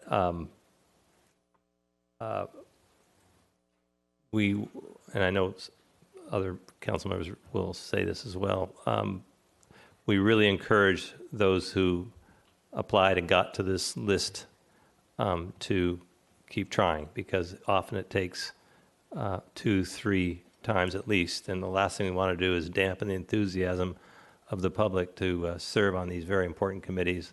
There's a lot of talent out there, and it's really important that people aren't disheartened by not getting on their first time or second time. It's Curtis's 3rd time, so good for him. He's a very qualified candidate, but he certainly has been waiting, and I was 3 times before the Harbor Commission. So anyway, that's all. Councilwoman Dixon. Yes, I'm similar to Mr. Avery's comments. I do want to clarify, though. I believe Ms. Stevens had withdrawn her name. Didn't she write us to say that she had a conflict? I did not receive any. She did not withdraw her name. Oh, she did not? No. She did note a conflict on something, but she did not withdraw the name. Oh, all right. Well, okay. Okay. But I do want to extend appreciation to all the candidates who applied, and it's a very difficult. I'm certainly honored to serve on the nominating committee, and it's a difficult process because we do have so many outstanding residents who want to serve on our commissions. And just to echo Mr. Avery, keep trying. If at first you don't succeed, keep trying, because as I tell candidates, a repeated application does demonstrate your interest and commitment to wanting to serve, and that is an important statement as well. So keep trying and keep submitting your applications. And for those who did not receive any word back or get nominated on this go-around, your application, just a reminder, your application is valid for a period of 2 years from the time of originally submitted. So thank you, City Clerk Brown, for the excellent process and how you manage that and get all the applications processed. So thank you. All right, thank you. Mayor Pro Tem O'Neill? Yeah, just a quick note. I think we all anticipate the general plan process to start up in the coming year. So particularly for the 3 who did not get it on this final list, I would strongly encourage you to apply in for any kind of advisory committee we end up creating. All right. So now, Madam Clerk? Motion for reconsideration. A motion to reconsider the vote on any action taken by the City Council, either this meeting or the previous meeting, may be made only by one of the council members who voted with the prevailing side. All right, thank you. Are there any motions for reconsideration? Seeing none, we are adjourned.